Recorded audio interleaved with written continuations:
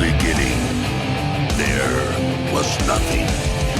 And then there was the Drunken Peasants podcast. Say, man, you got a joint? No, not on me, man. It'd be a lot cooler if you did. From the strangest corners of the internet, here to bring you opinions of the world from an altered perspective.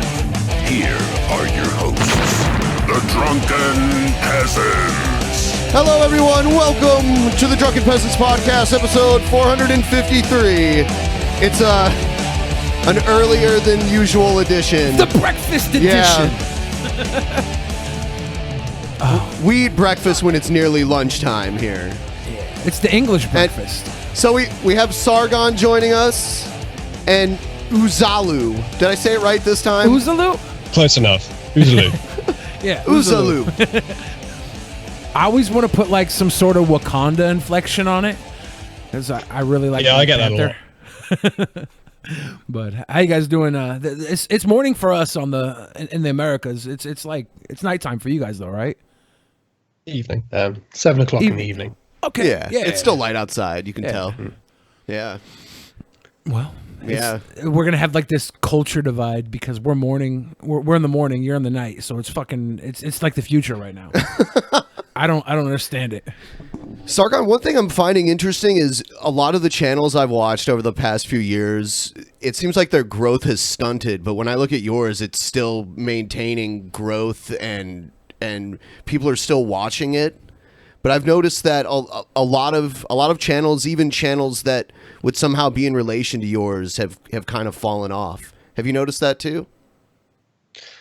I don't pay a huge amount of attention to what other people's channels are doing, to be honest. I tend to focus more on my own, on the work I'm doing. But generally, I find that that's a consequence of people getting lazy and not doing something new, and not when it comes to this sort of thing, there are a lot of anti-SJW channels that are kind of, well, I can't think of a better word than lazy, and they just kind of think that they can do a base analysis of feminism and social justice and then leave it at that. But there's a lot behind it, and it's really worth going into. And I think people want to know, so I think that's why. Yeah. See, a lot of what we hear is changes with YouTube, but you don't perceive any changes with YouTube that may. No, there have definitely been changes with YouTube. There definitely, and it honestly, you've got to make your content worth watching, and so people will come and find it, even if YouTube has stopped putting it in their subscription feeds.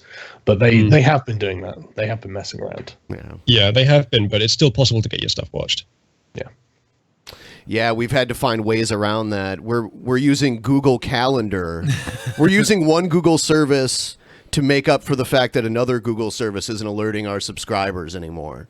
So. Is it working? I haven't seen anything yet to suggest that it's working that well, but a few people have told me that they use it and it works for them personally.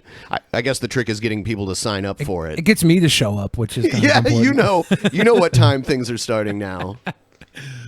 I was going to write a program to alert subscribers of subscriptions, but it's probably a big project, and YouTube will probably fuck with the API, so I'd have to careful with that. But it's possible. If anyone out there wants to give it a crack, you could. I was thinking of getting the sources for the videos from all kinds of social media, not just from YouTube's API directly, because it automatically shares out to other places, BitChute, Twitter, that kind of thing. So if anyone wants to do that, that probably would really help. You could make a service, you could sign up for it, get subscriptions more reliably. Do you do a lot of coding? Occasionally. I know how. Okay, I see. Uzalu, for our audience that might not be familiar with you, what are the main topics of your channel, like your YouTube? Like a little introduction. Yeah, I mean, in a lot of ways, I do similar content to Sargon. So if you know what he does, similar to me. But I don't know. We have slightly different ways of thinking about things, I think. And I don't know. Maybe I do experiment with slightly different things a bit more. I haven't been making content that much for the last few months, but I'm getting back into it. I did a video on Battlefield 5 that had sort of a balanced view, and that got extremely popular for some reason. So I'm gonna just keep going with it. I mean, the YouTube thing. I mean, I did a poll a little while ago with 3 of my recent videos that most of my audience hadn't seen them. The poll came back like startlingly, almost none of them had seen my 3 most recent videos. So there's definitely some fuckery going on with YouTube. They're definitely hiding videos, and it might be ideological. The bias might be ideological, but there's plenty of people who are more lefty who are reporting similar things. But either way, it is possible to get your videos noticed. So it's just persistence, I guess. Some of your early videos that I first noticed was you seem to have a huge problem with AIU a few years ago. How do you feel about him now? 2.5 years ago, yeah. Yeah. I don't know. I haven't watched his stuff in a long time. Okay. People say he's a funny channel. I don't know. Okay. I watched a video of his the other day, and he was going through like the countries with the highest IQs. Yeah. And he was just like, "Oh, yep, they should be there. White country, they should be there." I was like, "What the fuck?" He's just doing that to get that exact reaction. It's not a sort of hateful shit, I don't think. Yeah. No. I don't know. It was just I don't watch him regularly, so it was the first one I watched. I was like, well, I can see why people might look down on the guy. Yeah. Well, I don't know. I'm not a regular viewer of most of the skeptic community stuff. I'm actually a fairly regular viewer of his. He's doing it exactly as Uzalu said, just to get the reaction. Okay. Yeah. Yeah, he it's a enjoys valid the strategy reaction if it works. Yeah. It seems to that's one thing that someone's been able to do consistently for years now, and it seems to continue to work. Yeah. So, yeah.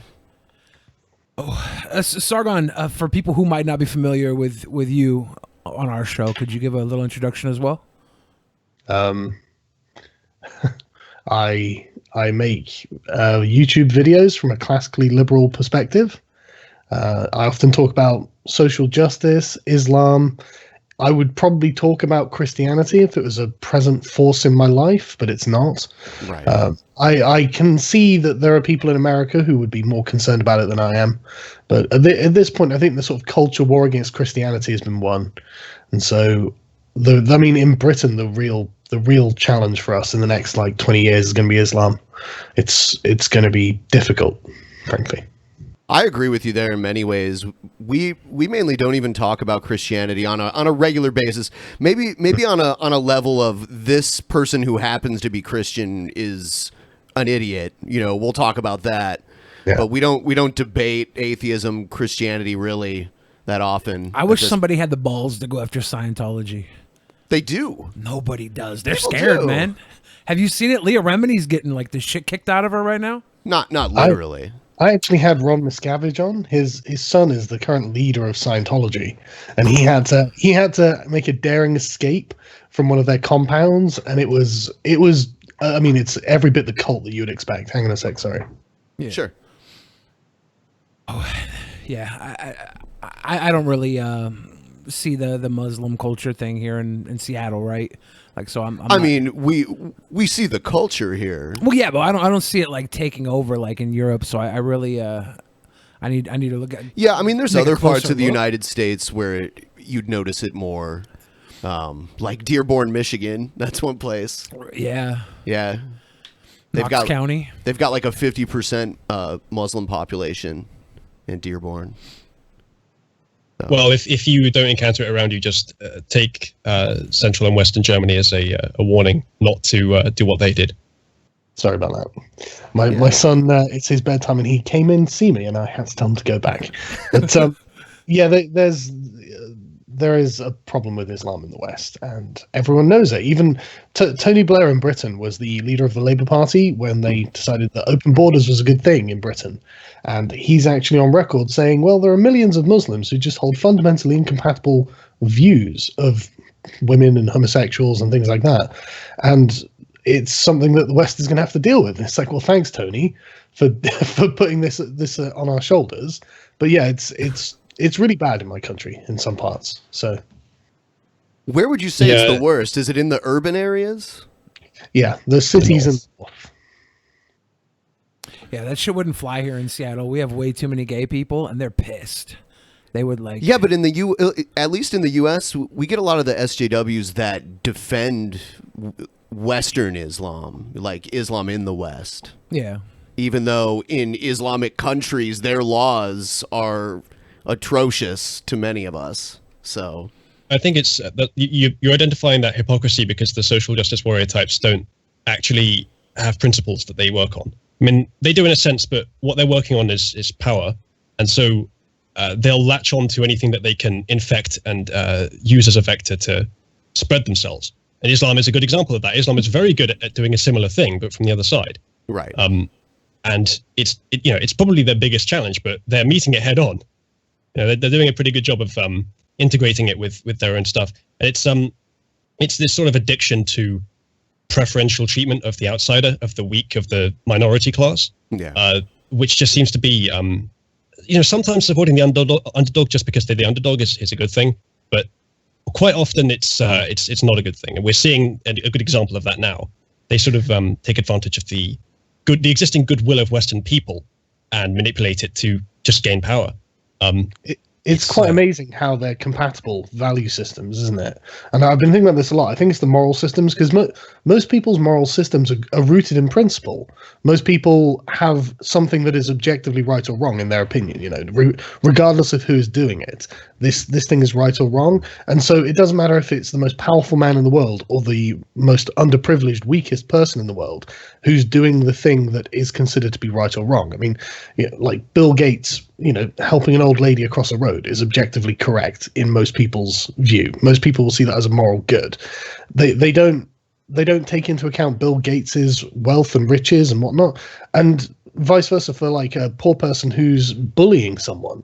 They don't think, oh well, he's poor and underprivileged, therefore there's more that needs to be taken into account. But if you look at social justice and Islam, they've got a very compatible sort of moral system that is based on the sort of the context surrounding it, and that's quite alien to Western value systems.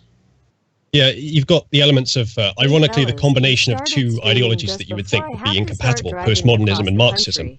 And the sort of oppression dynamic of Marxism gives them the ability to sort of, or the tendency to really focus on this contextual oppressor-oppressed dynamic for their entire moral basis is based on that. And then the postmodernism eliminates all objectivity. So you can just go completely contextual and completely focused on this oppression dynamic between the oppressed and the oppressor. And it's just up to them who they think is the oppressed and the oppressor. They have this narrative, but it's often contradictory. And so it's just whatever the ideology as a single entity says at the time is basically correct, and they can bring up all this moralistic jargon and bullshit to manipulate the average person using their, as I mentioned earlier, their goodwill, their existing goodwill, to just have them do whatever they like. It wouldn't work if there wasn't a general permeating tendency towards goodwill that has a particular flavor that's compatible with the social justice bullshit. I think before they can really kick the bucket rather, that sort of goodwill nature of Western people needs to be somewhat modified, not eradicated, obviously. We still want the goodwill, but we can't have the intense obsession with anything that sounds like racism is the fucking devil. And similar things. It has to be a bit more controlled, I think. And I think this is the way our civilization is going to learn that both sides can be extremes. Both sides can get it wrong on any issue, including when it comes to racism. Like racism itself, not a great idea. The rabid inquisitorial opposition to anything that smells like racism, also not a good idea. And that's what we need to learn as a society. And the thing is, all of these things only work because we are self-reflective as well. I mean, all of this is contingent upon the fact that we give a shit if we're being racist. If we didn't care, then notice how nobody's accusing the Chinese government of being Islamophobic or the Burmese government of being Islamophobic. The Russian government. While they're engaging in ethnic cleansing of Muslims, no one's leveling that charge against them because they're just going to shrug and say, "Yeah, get the fuck out of our countries," and we're not like that. Yeah. So the charge of Islamophobia actually holds water in this country and in the United States. And so and the worst part is you are right about the postmodernist aspect of this, Uzalu, because one of the things that postmodernism does is effectively removes the concept of a value judgment. If something is held to be valuable by one group, then it's considered to be as valuable as any other group's deeply held beliefs. And so when you're using a postmodern lens, all you're doing really is evaluating levels of power. And it doesn't matter that the people who, say, aren't holding power in our country, say Muslims and Islamists specifically, it doesn't matter that their value system is utterly toxic. It just doesn't matter. What matters is the fact that they're not being allowed to express themselves in the way that they desire. And it's like, yeah, but that's obviously going to create further problems down the road. But a postmodernist worldview doesn't care about that. It's worrying, frankly. Probably one of the worst things about the postmodernist aspect of the SJW stuff is that they destroy the concept of merit from their calculations. And so an ideology like Islam is viewed as just as worthwhile as the value system of the country that the Islamic people are currently in. So as exactly as Sargon was saying, you can have the perception that these two things are just as valid when one is basically 7th century and one is 21st century. And, they both fit their centuries properly, or accurately anyway. So, and I think a thing that is worth explaining with this as well, why this matters is because morality is, one of the things that the postmodernists will say is they'll say race is a technology, as in it's something that is, how to describe it, like it's like a function of a society. And so the way the postmodernists view it is that categories of people are quote unquote racialized, as in this is why they say that you're being racist to Muslims, because in their view, the term Muslim, it's a discrete entity, it's a category. You can identify who is in it and who is not. It's got boundaries, it's got beliefs, it's got borders. And this, in their view, is what they term a race, regardless of the actual sort of biological or social component to what normally someone would say a race is. And so this is why they say you can be racist to Muslims. And this is why Islamophobia carries the same weight, because Islam, if we consider it to be just a collection of ideas, and I think that's what it is fundamentally, then there is no objection whatsoever in the Western canon for us shredding it at every conceivable level. It has no rights, there's no reason we can't just go as hard as we want against that. And the people who hold it, like, everyone used to do against Christians. But as soon as you say, well, actually, they're sort of a discrete race and they're separate to us. Not only are they as guilty of what they are objecting to, which is otherizing Muslims, which Muslims otherize themselves anyway, but it means there's no attacking the belief system. I've actually been researching into Islamophobia a lot, the concept, right? And so this is from the Runnymede report that we use in Britain, and the Met Police use this. This is the official definition, right? They've got 9 points. So the first one is Islam is seen as a monolithic block, static and unresponsive to change. I don't really know who views Islam like that, because there are multiple schisms in Islam that have got wildly different interpretations. But there is an underlying system of values that isn't actually found in Judaism and Christianity. I'll do a video on this at some point next week, I think, just so to really lay it all out for people. But in Christianity and in Judaism, the sects don't all agree on the same system of values. But in Islam, there is an agreement on a certain system of values. There's something like 8 points that I'll go into another time. But the second one is it's seen as separate and other. It does not have values in common with other cultures. It is not affected by them and does not influence them. Again, that's a really, really specific thing. I don't think anyone would suggest that Islam isn't affected by or influences other cultures. Obviously everyone does, and most of the sort of jihadi movements that we see coming out of the Muslim world these days, like the Deobandis, the Salafists, they're not necessarily jihadis, but the sort of fundamentalist movements, most of them are pushing back against the Enlightenment's influence on Islam that originally came with the British Empire and Napoleon. And this is something they are, like ISIS specifically, use almost the Protestant dogma when they say scripture alone. That was the rallying cry of the Protestants against the Catholics, and that's the same rallying cry that the Deobandis and the Salafists are using against other Muslims, other Sunnis, and obviously Shias as well. But so it's one of those things where it's like, okay, everyone knows that it's affected, but the third point is it's seen as inferior to the West. It's seen as barbaric, irrational, primitive, and sexist. It's like, okay, you can't call Islam sexist without being Islamophobic. So That's get ridiculous. your fucking burqas on low. Exactly. But the idea that like it's seen as irrational, well, fundamentally because it's a religion. It comes if you think that the Quran is the unalterable and unaltered word of God, that's definitionally irrational. That you can't call that irrational, then you can't criticize Islam. And for exactly the same reason as every other religion as well, incidentally. The fourth one is it's seen as violent, aggressive, threatening, supportive of terrorism, and engaged in a clash of civilizations. Is there anyone who doesn't think they are aspects of Islam? Absolutely. Fifth one is it's seen as a political ideology used for political and military advantage.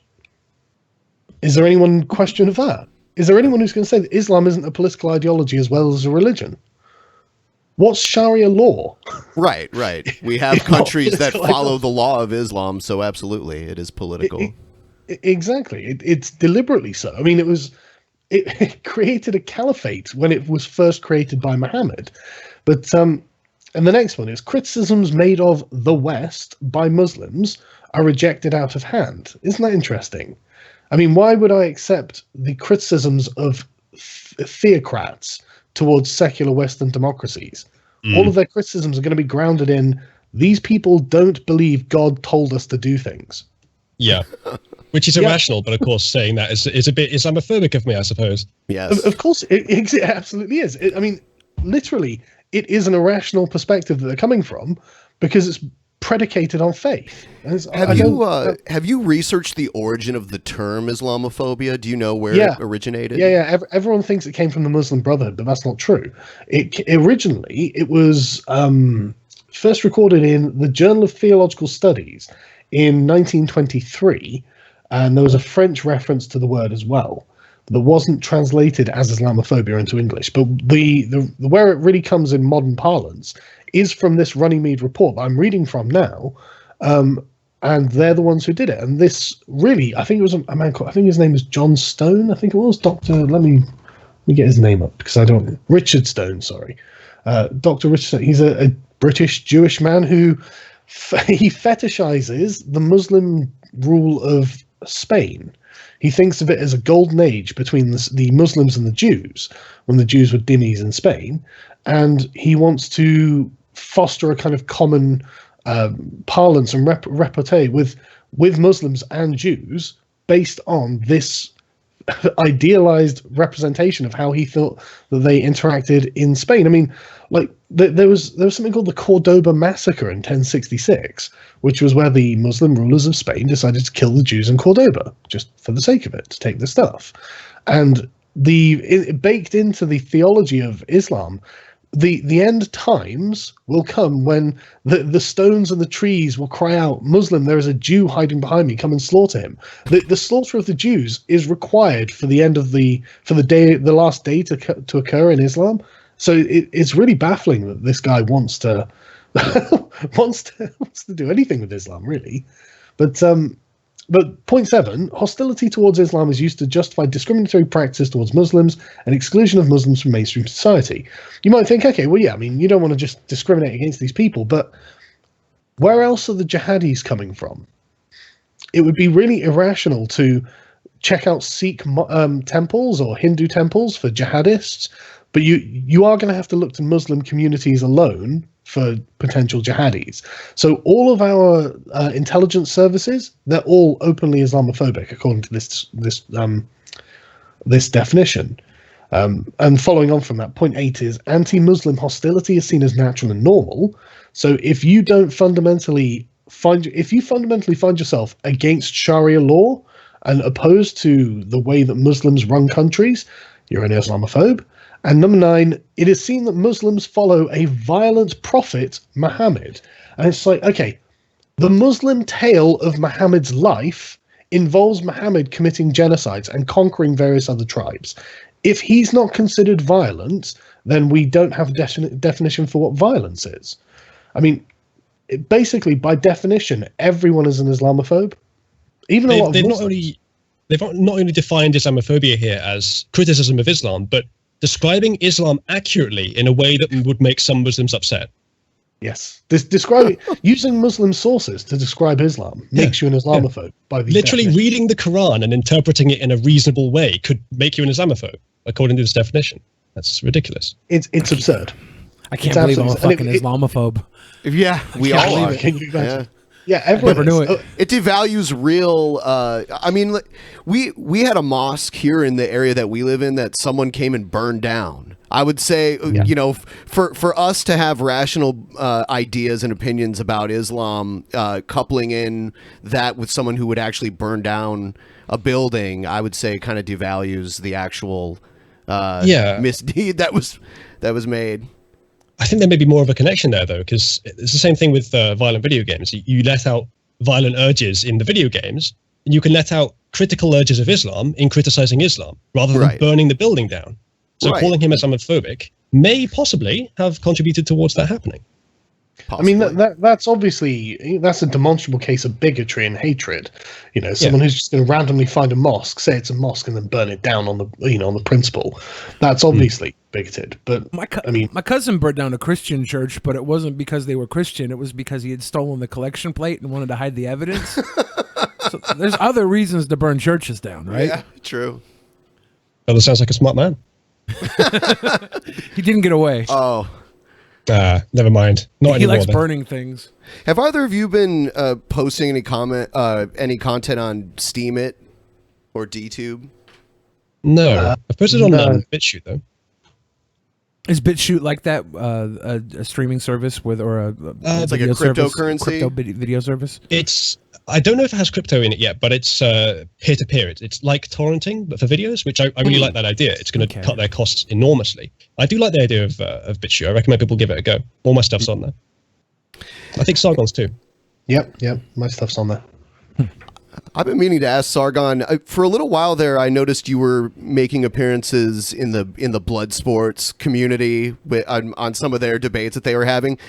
One thing I was wondering is how did it strike you when you heard them talk about how basically the Jews run the world? Confused them for Muslims for a second, did you? Yeah, they sounded like Islamists for a little bit. I don't agree with the alt-right conception of the world.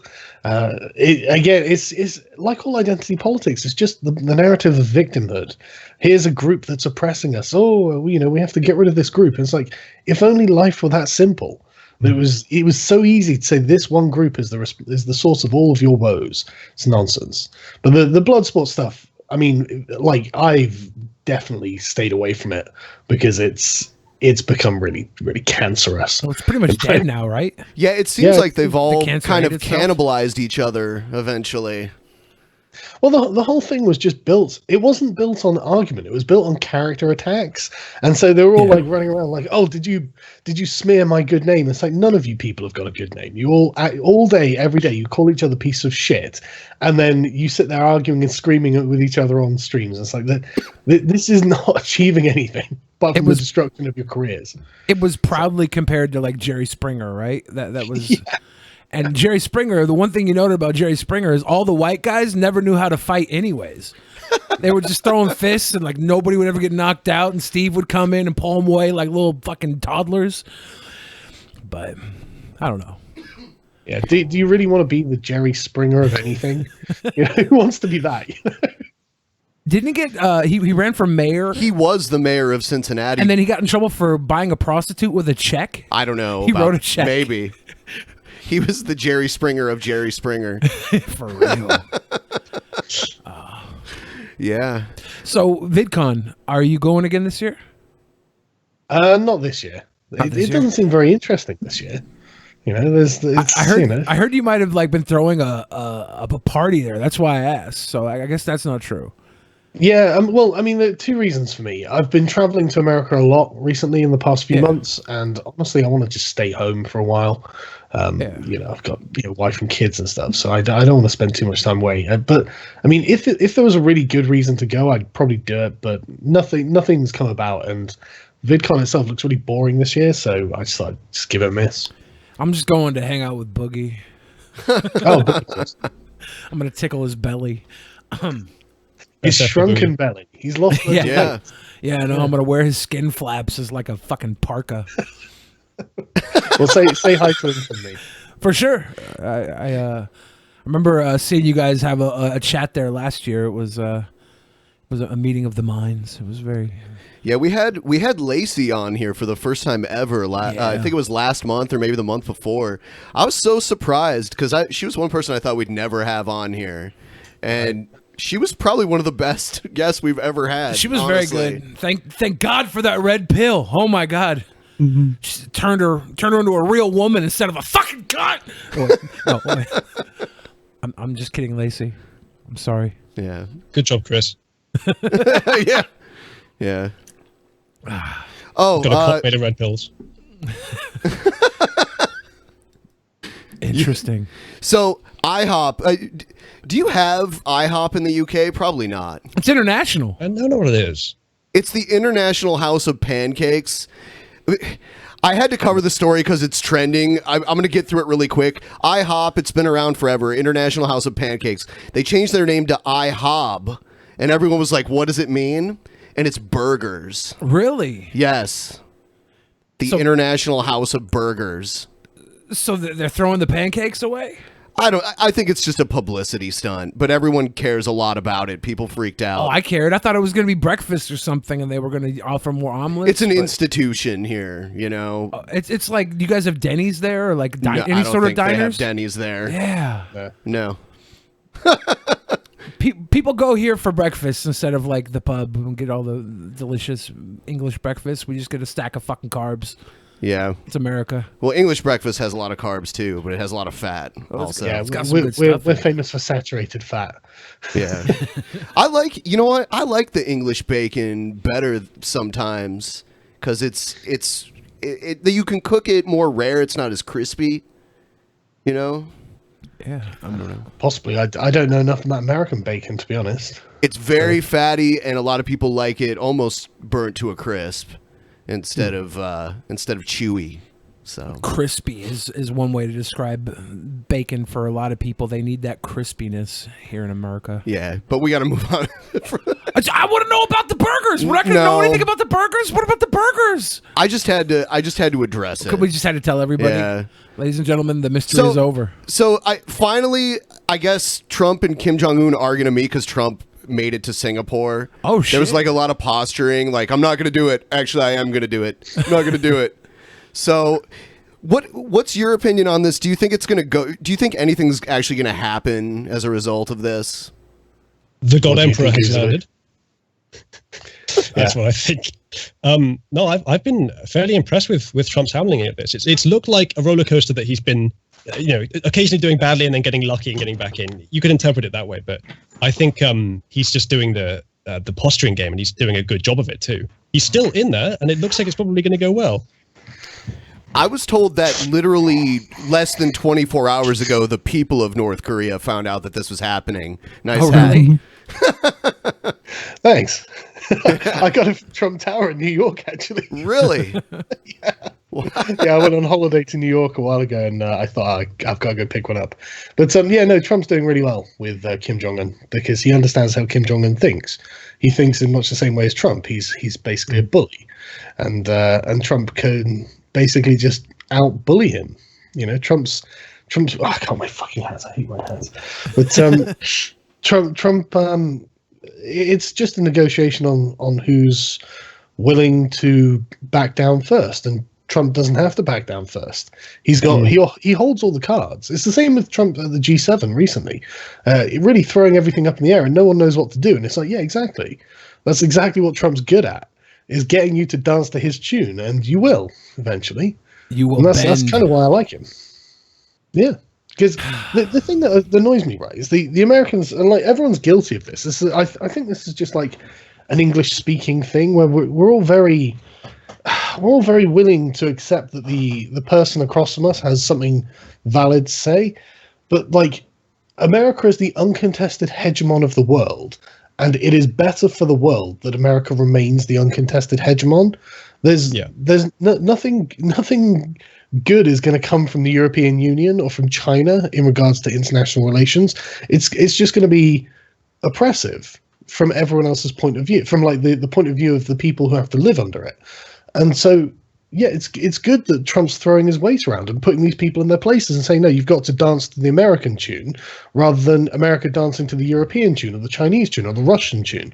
That's way better, in my opinion. How about when Trump's tune is covering Russia? Because he's at the G7 summit. Like, let's bring Russia here. How about that Russia? You know, don't you think that's sensible? Yeah, I mean, they're a massive nuclear power. They should probably have a position on the world stage. They're democratically powerful, diplomatically powerful. Bringing them into the fold is better than having them on the outside. Yeah. You know, giving them a stake in what we're doing is probably an idea. Do you think they're in the fold and not just in like up Trump's ass? Like they don't own him, do they? Like is that they're massive opponents on the world stage. There's no way there was any. I mean, the Mueller probe is going to come back empty, lads. So, sorry to break it to you, audience, if you didn't know this already. But I'm an Islamophobe, and the Mueller's coming back empty. Everything's getting ruined. It's getting ruined for me. I don't know. Next year, tell me Santa Claus isn't real. I would think they would have nailed him with something by now if they had something. They would have. Well, what they're digging now is that like regular corruption. You know, like they've got everything that they're charging the people around them with is just. It's regular Washington corruption, you know, just like, you know, tax evasion, that sort of nonsense. And they're digging up absolutely everything. And of course, these people aren't 100% clean. No one would expect them to be. But one thing that I think people have got to remember is Trump didn't need Russia to win. You know, he didn't need Russia to be able to defeat Hillary. He needed Hillary to be his opponent. He was against Hillary. Big advantage. Also, if you did the same laser-focused investigation as the Mueller probe on Hillary and her people, you'd find 10 times more at least. Yeah. I mean, Trump didn't even. Probably should are you be in sure? prison. I think Hillary's a career politician. She's good at covering it up. She is a career criminal. I agree. Trump didn't even need more votes to win. He just needed strategic wins, and he focused on the places where he needed to win. And Hillary didn't focus on some of those because she thought she was going to win them no matter what. Hillary did better in the states she didn't focus on, right? By not showing up, she got more votes. That's not necessarily true. No, that's true in some places. There's some places where Hillary went, she was a net negative to her own campaign. And it's like, okay, well... Nothing against Hillary there. I mean, she's a thing wonderful with Hillary wife. is that the thing with Hillary is that she had a very specific and middle class campaign. She had nothing to appeal to the people that Trump just swept up. You know, there was no way that she could pull them away because she's an internationalist. She's in favor of open borders. She's in favor of mass immigration. She's in favor of neoliberalism. You know, Trump's quite a protectionist when it comes to his economic policies. He's not the same, and he has been doing everything he can to get companies to stay in the US, and he's had some results. You know, so he's actually, when the next election comes around, he's actually quite well positioned to say, look, I've done a fairly good job. For the people who elected me anyway. Obviously, the people who hate him are going to, you know, but I mean, they've kind of burnt themselves out anyway. What are they going to say? Oh, Trump's a racist. Trump's a misogynist. Yeah, we've heard it all before. We've heard it all. We know. That's why we voted for him. I was wondering. I was wondering to myself, what ways can Trump get a few more people from the left over on his side for the next election that he runs in without alienating his base? And then the other day he said he might lift the federal cannabis ban here. Yeah. And that's good. That's a clever move, isn't it? Look, if you vote me in again, weed for everybody. Okay. If he does well in North Korea, though, he'll get a lot of support as well. Yeah, he's doing some good stuff right now, and I'm interested to see where this North Korea thing goes. Especially, I hope it turns into a wrestling match, personally. But that's because I'm white trash. I think you're hoping that because Trump will obviously win. Yeah, even though he's 70 years old, he's still quite a big lad, isn't he? You know, so but yeah, Kim Jong-un plays basketball, and he's got Dennis Rodman in his corner, right? Okay, that's true. Do you think who would Rodman side with? I wonder how much Rodman had to do with this. I'm sure it was because all he knows both of them. Yeah, he was on the. Was he on the Celebrity Apprentice? Yes, he was. Okay, he needs to be like the referee in the wrestling match. He should be there at the meeting. Is he there? A sumo match. Do we know where Dennis Rodman is on the 12th? He might be bringing world peace. I think he is going to be there. Really? Actually, let me quickly Google it. Dude, I'm pretty sure I saw something about this. Is this going to be on pay-per-view? Because I'm so fucking in. Live on basketball match to pay-per-view. save the Korean Peninsula. Yeah, so ABC News posted 28 minutes ago that Dennis Rodman has arrived ahead of the summit in advance of Kim. Kim Jong-un has arrived and Dennis Rodman has arrived ahead of Trump. I think he is legitimately going to be there as a facilitator. Wow. This is amazing. Do you think Kim Jong Un's the only one there that hadn't fucked Madonna? I'm so excited right now. Yeah, Trump's winning. I can't believe that Donald Trump's little Twitter tirades and a basketball player are going to bring peace to the Korean Peninsula. Right. It's fucking. I think you could throw a lot on the Olympics going well prior to this, right? Like the North Korea, South Korea working together at the Olympics probably helped push us in a good direction too. Of all basketball players, too, I mean, when he was playing professionally, he was known as a troublemaker. He even got in trouble for kicking a cameraman in the crotch once. So maybe that's it why makes sense for Kim him to likes be the one. It's just this is the craziest season of America yet, and if this might be the series craziest season of America, this might be the series finale. Like depending on how this summit goes. So I think it's going to go fine. I think it's going to go fine. I'm looking forward. Things to are looking up. Yeah. I would say. For white people. I think Trump's going to remember it as a pretty good president, actually, especially after Bush and Obama. See, looking back at Bush right now, I know how horrible it was to live through that, but I kind of miss him. A lot of people say that. I miss his kind of goofy charm that he had. He was the man you love to hate, right? Like now with Trump, everybody's so worked up and like there's these misogyny claims, racist claims, like, and everybody who makes these claims, they have some validation behind them, right? Like you can't just write it off as you guys are fucking crazy. So it's hard to hate. It's hard to hate Trump right now because you feel like you're right in a way. We were walking through a neighborhood in Seattle that's known as basically the SJW neighborhood, and we were with some YouTube streamers. And they asked some woman with blue hair how many genders there were. And she took a picture of all of us and posted it on Facebook and got us almost like locally blacklisted from this neighborhood. Yeah, that's quite the achievement. It was me and Ben. Our picture was just huge right on this post. Like, these guys are being homophobic and racist. Yeah. And it's just our faces. And then in the small corner was Ice Poseidon and Sam Pepper down on the bottom. And then some random dude that was just walking by. And she took all our pictures. And then everybody in Seattle knows me. So I'm getting blown up all day long. Like, say it ain't so, Billy. You're a racist and a homophobe? And I'm like, no. I'm a fucking YouTuber, but dude. Isn't it an important thing to know how many genders there are? I mean, that's legitimately an interesting question. There's at least one, right? We can all agree on that. Ask them about a passage of the Bible. That's a valid thing to do. Yeah.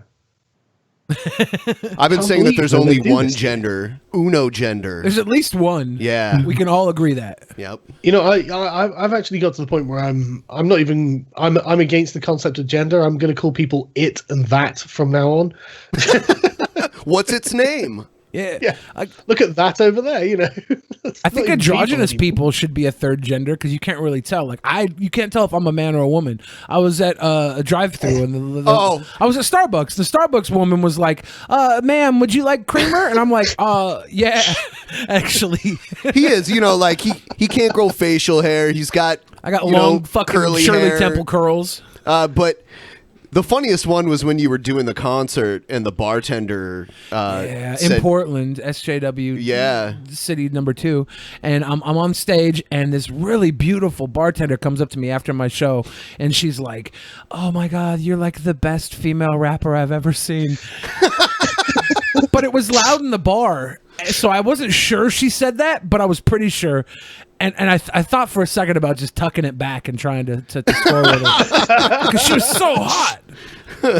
It was amazing. I'm like, if I can do better as a woman, I might as well identify as a woman. And then when the dick comes out, that's just a little bonus. You know, when they object to the dick coming out, you'd be like, "What are you, transphobic?" Yeah, exactly. Well, now you gotta suck it. Yeah. Or else you're transphobic.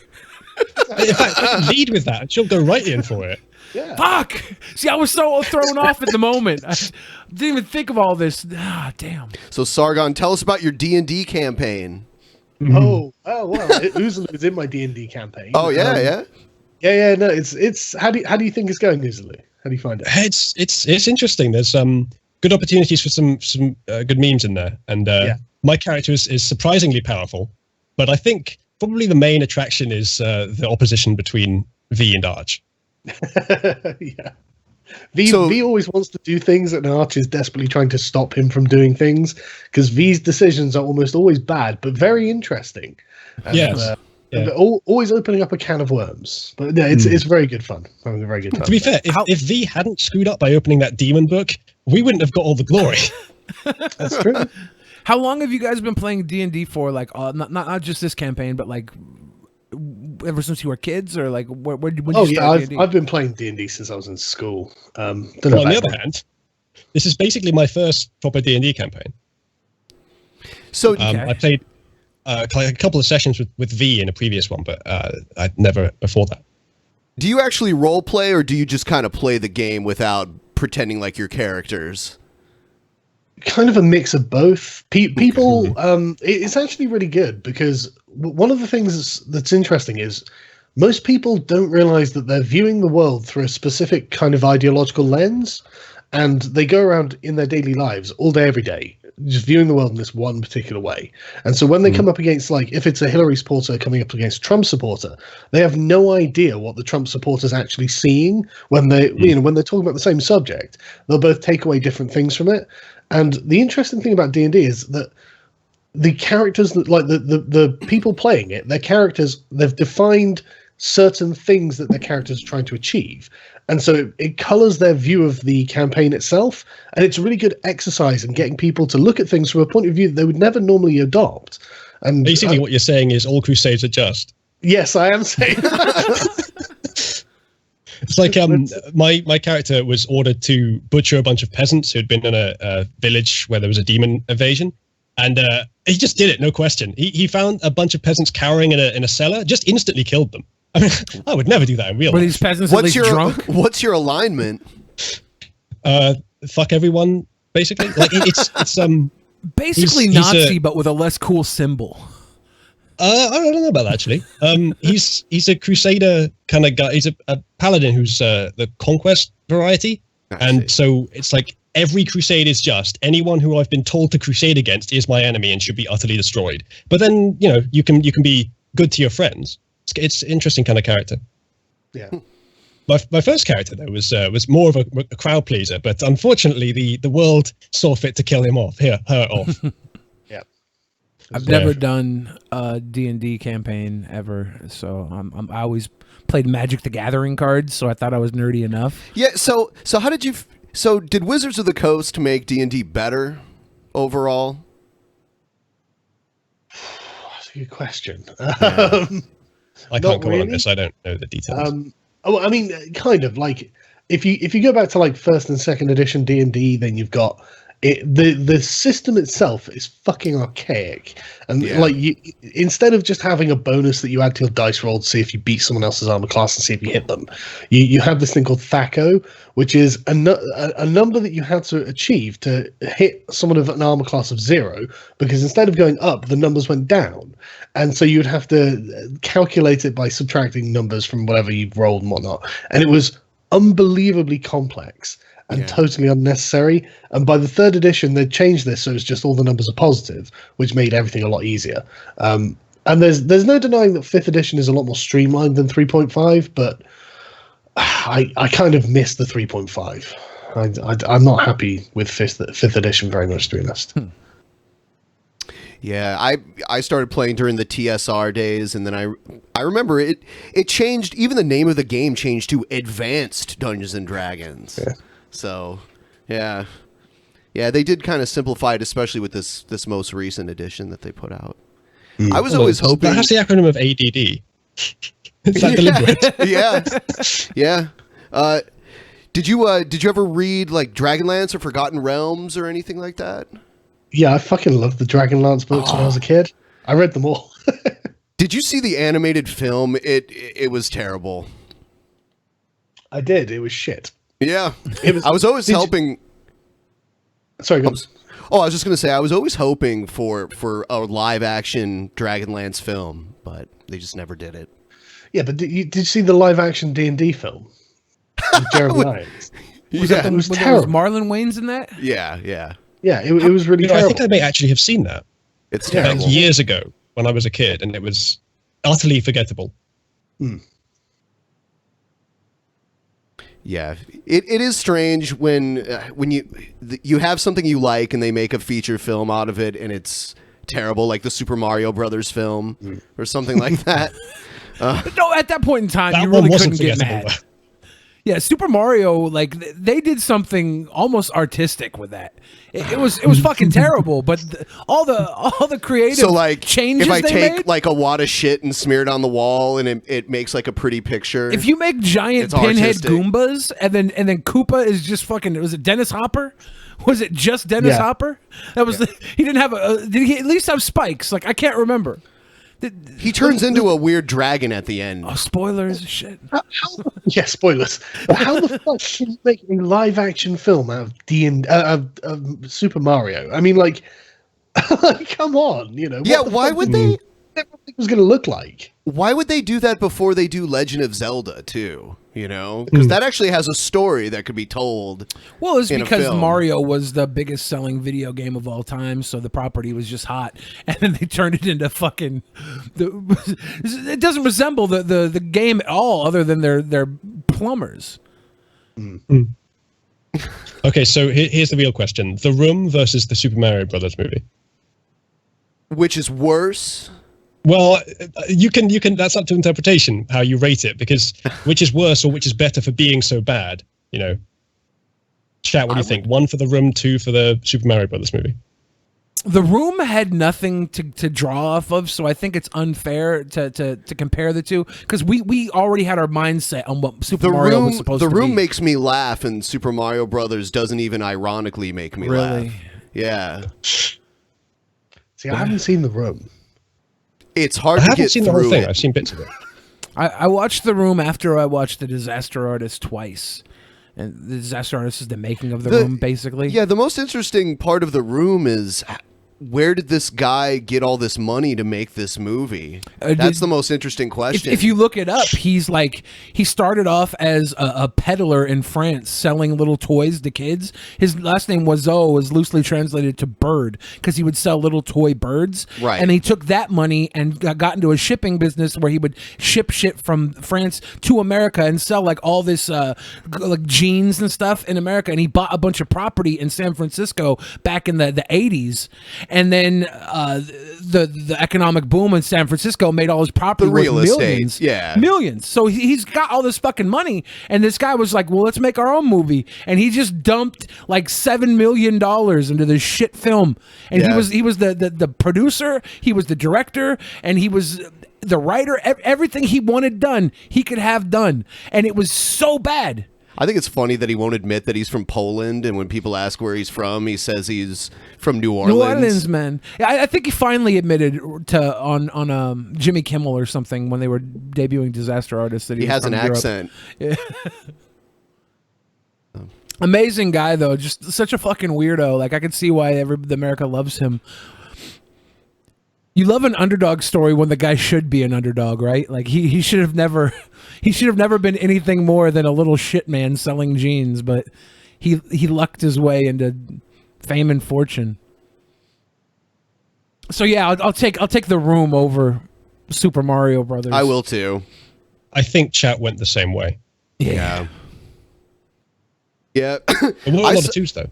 I saw Mario Brothers in the theater. Really? Yeah, during its cinematic release as a did kid, not. excited to see a Super Mario Brothers movie. And you were disappointed as a kid? Absolutely. It was terrible. When I was a kid, I had no taste. I loved everything. My favorite movie ever was Secret of the Ooze 2. Ninja Turtles with the fucking... they beat the bad guys by feeding them donuts. It's a wonder why I'm so fat. I loved shit when I was a kid. I think if I would have watched it when I was a kid, I'd have been like, oh, fuck yeah. Way better than the video game. Way better. But I don't know because I didn't watch it. I love the prequels when I was a kid. You know the prequels I'm talking about as well. Sure. And that makes sense. You know, it was marketed towards children too. It was an event. Like, even if you didn't like it that much, like, it was interesting to see a cultural event. So I can't be mad at the prequels. Like, they're kind of boring, and I fall asleep whenever I try and watch them again. But as they were happening, it was interesting. If the prequels didn't happen, we wouldn't have the red letter media Plinkett sections, and I probably watch them about once a month. So, Yeah, they're great. I know, yeah. And so, The Last Jedi, everybody was saying that it was like a super SJW film. You actually enjoyed it, Sargon, or? I wouldn't say that I enjoyed it, but I had a good time watching it. The Last Jedi was pretty obviously SJWE. And did you guys see Solo? Yeah, no. I actually did see. Oh, you Solo. did? You did go see it? Yeah. Yeah. Really, really fucking bad. But just not even like, if it was filled with SJW nonsense, I could at least make a good video out of it. But like, it was just dull, and Han Solo was really uncharismatic in it. Yeah, you know, when did Jack Black go on a diet and get hired to play Han Solo? Exactly, right? It's like, this guy doesn't look anything like Han Solo. He doesn't have any of the attitude or the charisma, or he doesn't even get the girl. I don't even think he wins the end fight. I think she got does. Got cucked by Darth. But he absolutely did. It's like, how does Han Solo not get the girl? Come on. Because we know he gets the girl later on. She was never supposed to be the one. We know that. It was supposed to be Leia. If he would have been with her, he never would have had Leia, and then we never had Ben Solo, the hero of fucking Star Wars universe. Prior to being with Han, she was having kind of a incestuous romance with her brother. Yeah, he saved her from fucking her brother. That's the ultimate fucking man. But I thought Solo was just fine because Chewbacca was a badass. I want to see more Chewbacca fucking hand-to-hand combat. You like terrible movies. Chewbacca was badass. He could fight. I like to see Chewbacca fight. I want more fucking Chewbacca slamming people on their head. Who didn't think Chewbacca could fight? I want to see more of it. Sasquatch I want monster. a trilogy of Chewbacca choke slamming motherfuckers. No. That's what I want. Is this the final confirmation that people do care about seeing themselves represented in videos? I think so, yeah. I sexually identify as a Wookiee. I don't give a fuck. You're Wookiee gender? I'm beyond furry, yeah. I like to choke people while I wear my fursuit. I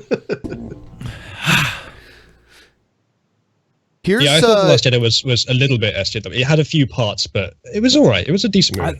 I thought The Last Jedi was great. Where she's like, we don't win by destroying what we hate, we win by saving what we love, or something. That was retarded, and it like, you just like clip to Luke destroying the Death Star. Like, okay, what would have happened if he just saved Yavin instead? Probably not. Probably wouldn't have destroyed the Death Star, would he? It just doesn't work. I couldn't amazing that they managed to kill the Star Wars franchise. Like, no one went to see Solo. Like, it's a massive, like, $50 million loss or something on it. And it's like, how have you fucked up Star Wars so badly? Yeah, oversaturation for one thing. I can scarcely imagine an easier movie to do well than a Han Solo movie. Yeah. Except it's not with Solo, right? It's not with Harrison Ford. Like, this guy was no Harrison Ford. You could say he was Han Solo at certain points. Okay, but how many times have they made James Bond work for people, and how many different people have played that character? Because we have 40 years of Harrison Ford giving us boners. And now we got this new guy who we don't even know. Like, we don't identify with him. Like, I guess if you watched a Woody Allen film, you might know, oh, he's a good actor. He was in a Woody Allen film. Okay. But he's not Han Solo. He could be Han Solo, but he's not Harrison Ford. You could argue like he was want. cosplaying, wasn't it? Yeah. You know, it's like a guy cosplaying as Han Solo, and it's like, I don't think this guy is Han Solo, you know. The guy playing Lando Calrissian was better, admittedly, but like, again, the whole thing, it feels like a cosplay when I'm watching these films, and it's just like, I'd rather you just made a new film. Well, I mean, even Harrison Ford was low energy as Han Solo in his last appearance. He was Harrison Ford, so it's like, we didn't care. It's like seeing our grandpa come in, and he puts his hand on our junk, but it's okay because he's grandpa. Okay, grandpa, you can be touchy, but we love you, man. You're going to die soon. We don't care. Get your finger out of my butthole, grandpa. Things like that, you know? Like, you put up with it because they're old. No. And familiar. But... The next trilogy coming out is going to be the guy who directed The Last Jedi. He's getting his own trilogy, and it's going to be outside of the source material of. See, this is the problem with Star Wars now. They're gonna make a Star Wars movie at least once a year, and it's not gonna be special anymore. They have to figure out how to make it or good. They have to figure out how to make it a must see, like the Marvel Universe has. Like they've got their formula. There's been perfectly. plenty of bad Marvel Universe movies too. But even if they're bad, they're must see. People go to watch Marvel still. Ant-Man 2 is gonna do very well. Fuck Ant-Man. Well, you're just mad because the Wasp is back and you liked Ant-Man? I like all the Marvel movies. I haven't watched Black Panther, admittedly, but I liked all the other ones. But Ant-Man had a decent infusion of comedy. Black Panther actually wasn't that bad. I watched it on the plane again over to the US, and I was enjoying Killmonger a lot more than I ought to, because Killmonger is basically Black Hitler, and it's okay. But I kind of want to see where he's going with it. Killmonger, you identify with him, and they have to make him like misogynist to even remind you he's the villain at points, because he's so pure and run off of what he believes is right, which most bad guys I think Marvel's been doing lately is they show you why their side of things could be the right way. Even Thanos right now, who's like the big bad in their series, you identify with him at points. I think that's good for movies like this, these blockbusters. You look at the DC universe, and they're so cut and paste bullshit bad guys. At least here with Marvel, they try and humanize them a little bit. Right, there's shades of gray. Yeah, I think the idea of using overpopulation as the motive for Thanos. Sorry to spoil it. It's not a big spoiler though. You pretty much figured that out from the basics. But he's it kind of worked, I guess, back before we learned as a society that overpopulation doesn't really happen or hasn't happened yet, but it doesn't really work as a motive anymore. Other than that, he was a good villain, and the movie was good. I liked it. Yeah, I thought it was great. I haven't seen it yet. You should. But I know you're gonna cry. I mean, this story came out, I believe, in the early '90s originally. In the comic books, the Infinity War. Yeah, they play it a little differently. His motives here are much different than in the comics. Oh no, the pit. So I have a video here. I believe this is Trudeau saying Canadians will not be pushed around. they're changing their policies. Let's see what he said. Trump right now is in the middle between two very different groups, literally and philosophically. I'm talking about where he is in the world right now, in the air, on the way to Singapore. That's where he's scheduled to meet the leader of North Korea, something never even attempted by any other American president.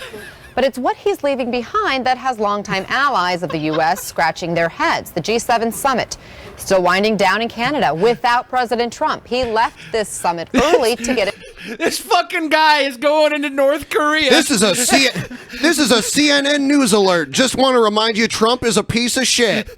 He's like, just in case you guys were worried, don't worry, you're not gonna have to follow us into war with North Korea because fuck you guys, you fucking suck. Fuck our allies. I'm going to make peace with Putin and Kim Jong-un. We're gonna be the new Allied Axis. Fuck you. It's like he doesn't give a shit. He's burning it all down. I hope this is a big part of his master plan, and we're all going to be happy and safe and well fed for generations to come. We're going to make North Korea the 51st state. Fuck it, vacation destination. It's beautiful there, and it's conformity. Well, if you like brutalism, yeah. It's nice. It's a contrast to Hawaii and Alaska. That could be our 51st. Yeah, we'll check you in at one of those 5-star starvation resorts that people go to. I might come out looking real svelte. That might be North Korea becomes America's fat camp. Well, I think I would find a way to eat. The latest diet plan gripping the nation, North Korea. Yep. I would go. I would 100% go if I knew I wasn't going to be like. You'd be doing hard labor too. Yeah. Oh, they could try. I am lazy as fuck. I'd probably just be killed. If I knew I couldn't be killed, I could defy North Korea and change their ways. I think it's a good diet and exercise plan. No food and hard work. In place for this meeting with Kim Jong-un. And the things he said at the summit about trade, about Russia, about relationships, all about that in a moment. But listen to what the president said about his meeting with Kim and how long he needs to figure out whether the North Korean leader is serious. I think within the first minute, Russia, like, hey, remember that Russia thing we were always talking about? Yeah, that's what we're referring to here. Yeah. Like, we have to keep reminding people, even if we don't say it, just mention Russia and they'll consider the Russian conspiracy thing. I want to get to the Trudeau. I just love how when they say if Kim is serious, you have to stop and think if he's talking about Kim Jong-un or Kim Kardashian. There he is. Is this where his eyebrows fell off? Did he have eyebrows that fell off? Yeah, apparently so. Huh. No. Apparently he's got fake eyebrows. He could be, was it diabetic? Is that what happens when your eyebrows I have thin no out? idea. He may have just we could waxed probably them find too out. much. We'll probably find out if he has any hereditary conditions by exhuming Castro's body. What, is that a rumor? No, it's not a I rumor. think- It's fucking true. Yeah, I think if you put the two photos of him and Fidel Castro next to one another, the rumor is over. It's Yes. Yes. Yeah, there's What, they- pictures of them at roughly the same age and they look like the same person. yeah. Huh. I had no idea. And then if you get a picture of Pierre Trudeau up, it doesn't look a fucking thing like Completely him. different. Yeah. And Pierre Trudeau's wife was apparently familiar with Castro around the time. Yeah. So The- it's 99.9% confirmed at this point. I don't know. Oh, undoubtedly. absolute certainty Now is not the and time for firmness skepticism, Beck. that we move forward with retaliatory measures on July 1st, applying equivalent tariffs to the ones that the Americans have unjustly applied to us. I have And this made is it that very strong, clear to confident the president. voice. Yeah. Yeah. What kind of voice is that? Why does he sound like he's It- gritting his teeth every time he's talking? I think he's a ventriloquist by day, and he's just not used to not having Well, he's definitely got his someone's hand hand up up a his puppet. arse. But look at his eyebrows. It really does look like he has a fake sound, doesn't it? Like, You know, Sure. something similar to that happened to Ron Paul one time. He had an eyebrow that fell off during a debate or something. Is not something we relish doing, but it is something that we absolutely will do because Canadians, we're polite, we're reasonable, but we also will not be pushed around. do you think that like backstage he was like, right, okay, this is going to be a really serious speech I'm going to have? Trump's going to have to really know his place. Put the angry eyebrows on me for this one. I want them to take me seriously. Slant them more. Well, in South Park, yeah, the eyebrows yeah. just bounce around, right? Like, Yeah. Yeah. And not being pushed around. You know, I've been to Canada many times. The most common word you hear in Canada is sorry. sorry, buddy. Sorry. Hey, buddy, sorry. Yeah. So 'Cause the that's what they legends are say. true. Instead of saying like pardon me or excuse me, their way of saying that is sorry. So you hear it a lot. Yeah, if you go from Seattle to British Columbia, the first city you have to go through is Surrey. Surrey? And I got really confused. I was like, That's this true. city is so apologetic. Yeah. It was full of crackheads, too, so people with fucking, like, battle scars just from doing drugs. It was Wow. very, very weird place.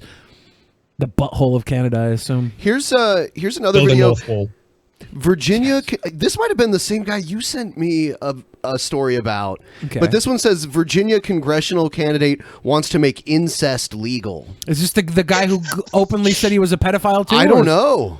There's so many candidates that are running right now Let's see. that are just doesn't trying seem to like a I want wise sneak to warn in. you strategy about to me. this next story because a Northern Virginia candidate running for Congress has some shocking, dangerous, and downright disturbing views about children and women. Nathan Unbiased Larson journalism. is an accountant who lives in Fauquier County. It is him. This is hard to read and certainly hard to hear. They don't He even wanna read. admittedly thinks it's okay for adults to have sex with children. He even wants to make it legal. So Is he a why- Muslim? What the hell? No. But he is 'Cause he is could- running could- for He could get around all of this bad publicity by just doing the Shahada. Like, He's independent. He's not politically aligned. You're right. So. But I mean, he's I wonder why think no he went to- parties will take him. right. I think he went to prison for outright threatening Obama's life too. I think he sent him a letter or something saying he was going to kill him, and he went to prison for So it. we can definitely So say he's not a Muslim. serious candidate. He's a joke candidate, surely. Apparently, well, maybe it's serious in his warped view of the world, but no one else is taking him He's serious seriously. enough to have bought a suit. I saw a picture of the guy. Yeah. He Did at they least show a had a picture of him? suit. Because I'm pretty sure I saw a picture of this guy, and I was like, yeah, he really looks like the sort to advocate pedophilia. I mean, Well, it worries me more that it's incestual pedophilia now. He's like, get him ostracized from his family, for one. What else can be lumped on there? What do you reckon? Like a family pet? I don't know. what the hell's the dial? Family puppy? Like, yeah, my platform is incestuous pedophilia. Vote for me. It's like, Hey, wow. give us 20 years, man. Maybe we might be on the wrong side of history. Is all I'm saying. That's true. He's probably just ahead of the curve. I'm actually good friends with this guy. Oh yeah. Was it the Bible said the pedophile shall inherit the earth? Something like that. Yeah. Is it Onision? No. Billy's buddy is with Onision. Inappropriate. He actually hangs out with him. It's my bud. I'm Yep. going to hang out with him Wednesday. Yep. Going to his house. We're going to have mimosas. Virgin. You gonna let Onision get you drunk? He might No, Bill virgin. Cosby He doesn't you. drink alcohol. Oh, okay. We're going to have virgin mimosas. It's just orange juice. Damn. Normally, we don't give people with abhorrent beliefs a platform in which to share those ideas. But this man is running for Congress, and as much as I personally hate to put this man on TV, shut up. we believe You're it's just doing this for important the for people to entertainment know value. Just get on with why it. he's running for Congress. She's only mad Nathan because Larson- she's not. There he is. Yeah. Oh my God. Yeah, he's got like a racquetball or like a squash shirt. He looks like the pedophile from Game of Thrones. The guy who had his dick cut off. I don't watch Game of Thrones. so I don't Varys know. or whatever. Who got the bald head and everything. We gotta castrate this guy. I'll let him run if we can cut his dick off. Yeah, so I don't think he's just being edgy or being a troll. I think he's like just insane. Is this would it be wrong to say he looks a little bit like Harmful Opinions?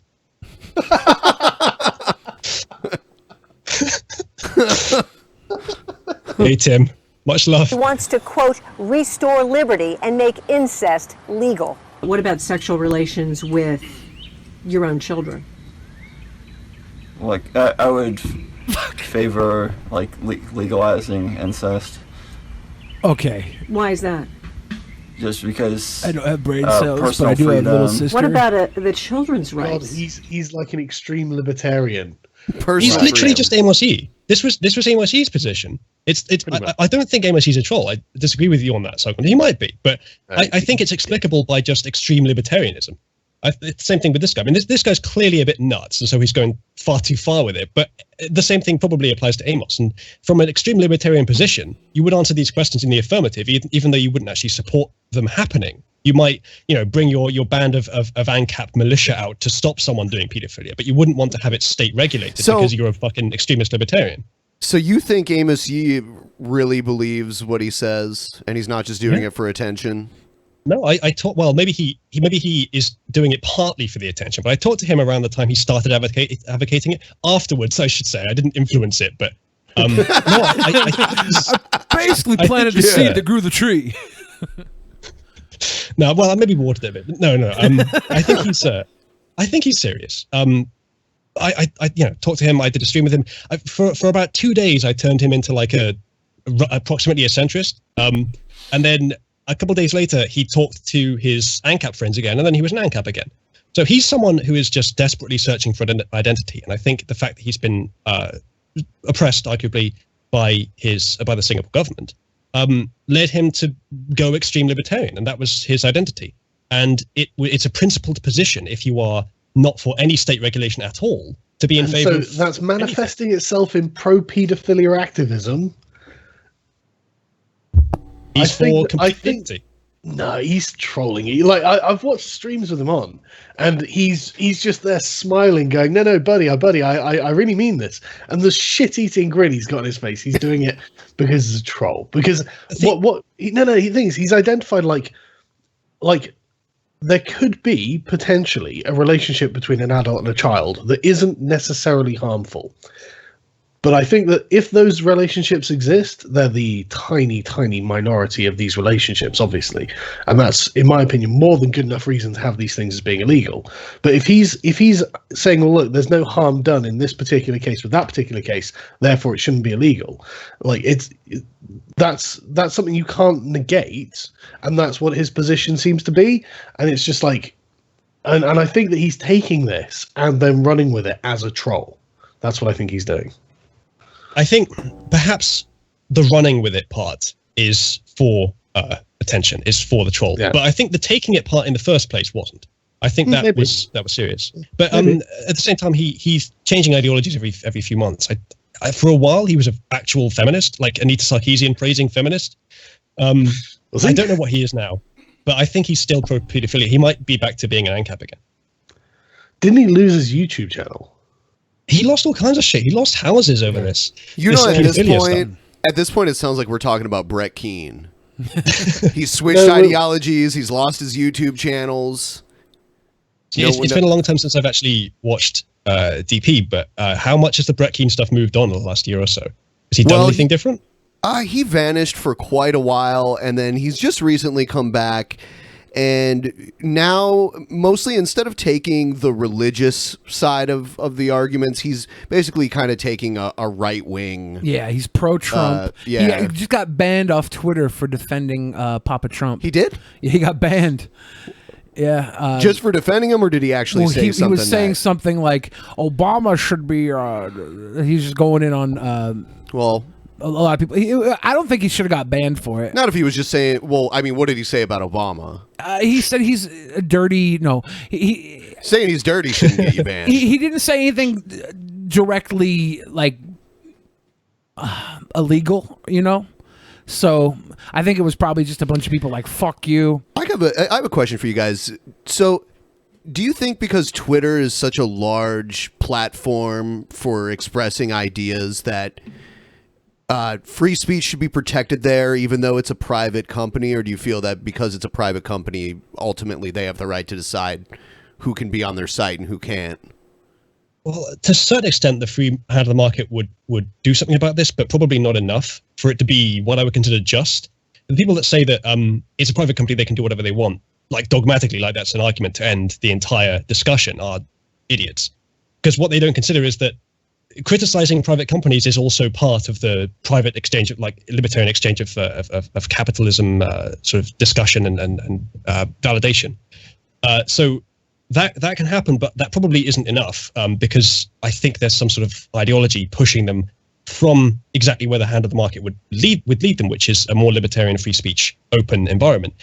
In that circumstance, perhaps the right answer isn't for the government to simply tell them they can't do this. But I would be open, in the US, I would be open to the idea of some First Amendment protection over private company platforms if they become big enough. I'm open to the idea. I'm kind of in the middle of it. Whichever happens is probably okay, but I think the reason it's a problem in the first place is because there's some sort of ideological motive there that's leading them to be in a different place than the free hand of the market should put them. What would you say if the government decided to open their own free speech social media platform that was actually publicly funded and not commercial in any way, and the laws of free speech applied to it, as long as you weren't inciting a panic or something or threatening people, you could just do whatever you could say whatever you wanted there? I'd be surprised if it was competent, but if it was, sure, go for it. If the American people democratically are okay with that, then sure. I mean, it's just another element in the, not quite the capitalistic marketplace there because it's state funded, but in this sort of marketplace of ideas, of concepts of enterprises, it's another idea, and it might challenge Twitter to be better as well if that kind of thing happens. So yeah, I'm up for adding things to the environment for sure. All right. This bald-headed guy needs to get off the screen. So yeah, he's kind of freaking me out. Yeah. Can we hear his argument? I want to hear okay, yes. Yeah. Wouldn't that be rape to have sex with a child? Well, like with girls, I mean, I just believe that it should be for fathers to make those decisions. And you don't find anything wrong with that? I mean, it's not for me to intrude on another family and tell them what they should do. Wouldn't that be really dangerous for children? I don't see how we know that. Like, Children are human beings. They're not property. What about Is their the moralizing protection? That's your opinion. Yeah. the law doesn't treat them as having the full rights of adults. Nathan Larson I mean, that also is told true. me he doesn't That's think not a good argument. Owned. So Why? because there are some we prevent children from having, we should prevent them from having the rights of bodily autonomy from sexual invasions. I don't see the connection there, the connection, the logical connection. should be allowed to accuse their husbands of rape. Now, I talked to the Virginia State Board of Elections, and they tell me that Nathan Larson is not an official candidate because independents cannot be official until June 12th. Oh, okay.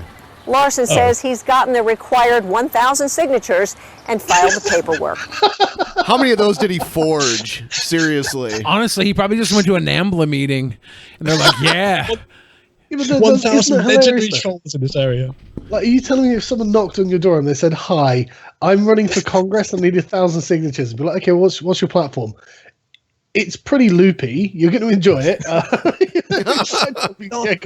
I bet what happened is, like, they're identifying this moral impunction against him, or whatever the word is, for the paedophilia stuff, because he's an extreme libertarian. But he doesn't introduce himself that way. When he comes to people to try and get their support, he just presents himself as an extreme libertarian. And in the US, that probably fly quite well with a lot of people. So I wouldn't be surprised if he got the signatures, but he didn't get them by saying, "I'm a paedophile," did he? By the way, incestuous paedophilia, I'm for it. Would you like to sign my... Just in case you were wondering. All the signatures came from the orphanage. He's running in District 10, which is not where he lives. District 10 is represented right now by Republican Barbara Comstock. In Catlett, Peggy Fox. What's her opinion USA on 9. paedophilia? Yeah. Have we Can asked she her? compete? Yeah, is she fucking kids too? I need to know. I think this guy openly admitted to raping his wife because he said a wife can't not give you sex. It was his statement. He definitely needs to convert to Islam. It's.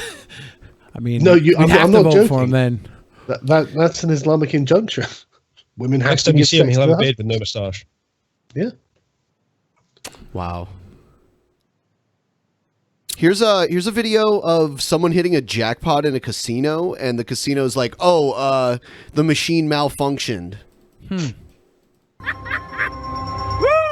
The thrill of hitting it big.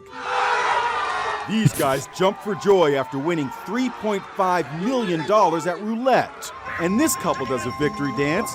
They just won $500,000 at the slots. So you just hit the jackpot. Life is great, right? Not so fast. Sometimes the hardest part is collecting. I thought it was my lucky day. I thought I hit it big. I thought I was. Wow, that was some acting right there. All these people believe they were heading to Easy Street. This guy looks like a former child actor. Hit a $42.9 million jackpot at Resorts World Casino in Queens, New York. This is me right here, taking a selfie. Here she is posing next to the winning machine. It's right there on the machine. Get a picture. Whoa. Okay, that's a big win. That's $42.9 million. A crowd started gathering around. Then security showed up. How much is coming us, Katrina? Security took her aside, and that's when she was told that the machine had malfunctioned. Bullshit. Yeah. If they can produce the narrative that the machines can malfunction, they can just do this anytime they want. Right. That's their loophole. I guarantee that's their loophole. Unless the machine had a cap limit to how much you could win on it, like if it said win up to like 10 million, went up to 500,000, because most of them have a cap limit, and this is $42 fucking million. There's no way this machine is for $42 fucking million. Listen, it's not difficult to program a maximum number that a variable can be. It's not difficult to do that. It's not a malfunction if that happened. There was no payday. Anytime a machine hits a lot of money, y'all gonna claim that it's broke? Get it submitted as soon She's got a point. Katrina hired a Let's lawyer, fuck Alan kids, Ripka, too. to take the casino to Niggas, get this queen her money. case is pending. You walk through the door, you expect that if you're risking your money, that if you win, you will be paid. Definitely a lawyer. 55-year-old construction worker Jerry Rape and his wife Kim Jewish as well. couldn't believe it when the slot machine said he'd won $1.3 million at the Wind him his Creek money. Casino in Montgomery, Alabama. I thought it was my lucky day. But 24 hours after He needs a lucky Yeah, day. that guy, he's down on his luck. He hasn't had a good job Jerry since he was an also extra told in the machine malfunctioned. Lord of the Rings. Very devastating.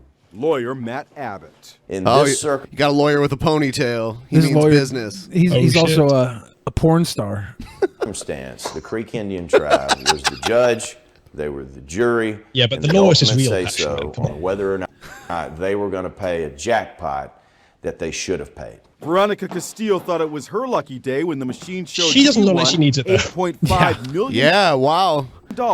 at the Lucky Eagle Casino Give it to her anyway, outside though. Seattle. I was very she's a Seattle excited. girl. I'm I gonna have couldn't to- believe it. I was in Give shock. her a call. She even took out her camera to take pictures. I started to ask, "Where's my prize?" But just like the others, Oh, fuck. there would Oh, be no wow. prize. Got a fucking She was laptop. told- Yeah, you know what? Unlike all the other people, this person that they showed looks like she has money. Yeah. Looks like she's doing just Felt fine. bad for everybody else, but her, it's like. I'm just going to go on a limb and suggest this is alimony money that she bought out. Maybe. Possibly. Yeah. Does she have?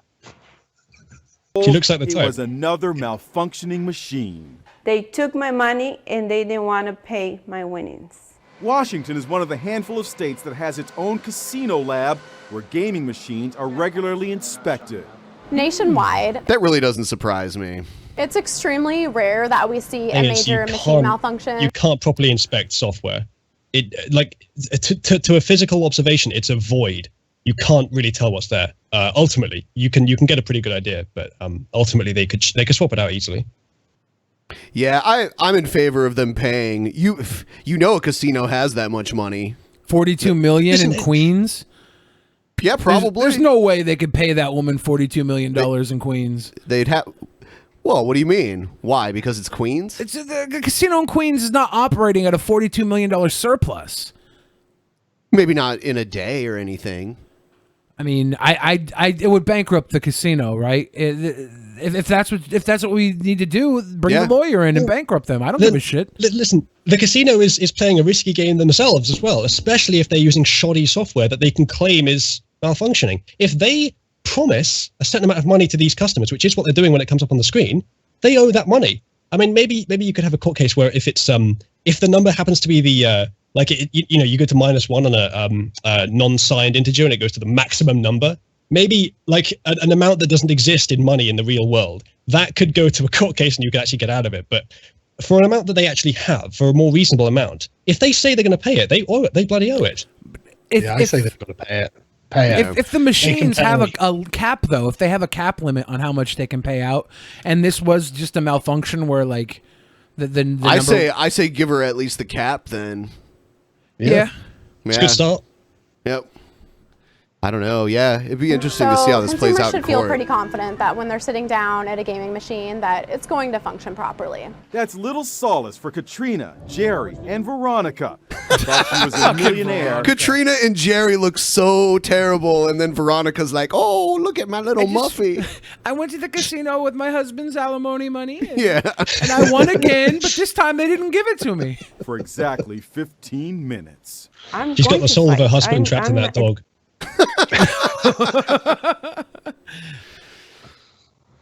This is not over. First spin. We'll let you know what happens. Casinos say malfunctions are extremely rare, and when errors occur, any payouts are void. In the case, Extremely rare. Only when people Bullshit. win millions of dollars. That's when they It just happen. happens to be And they're there. always void as well. That's the important part.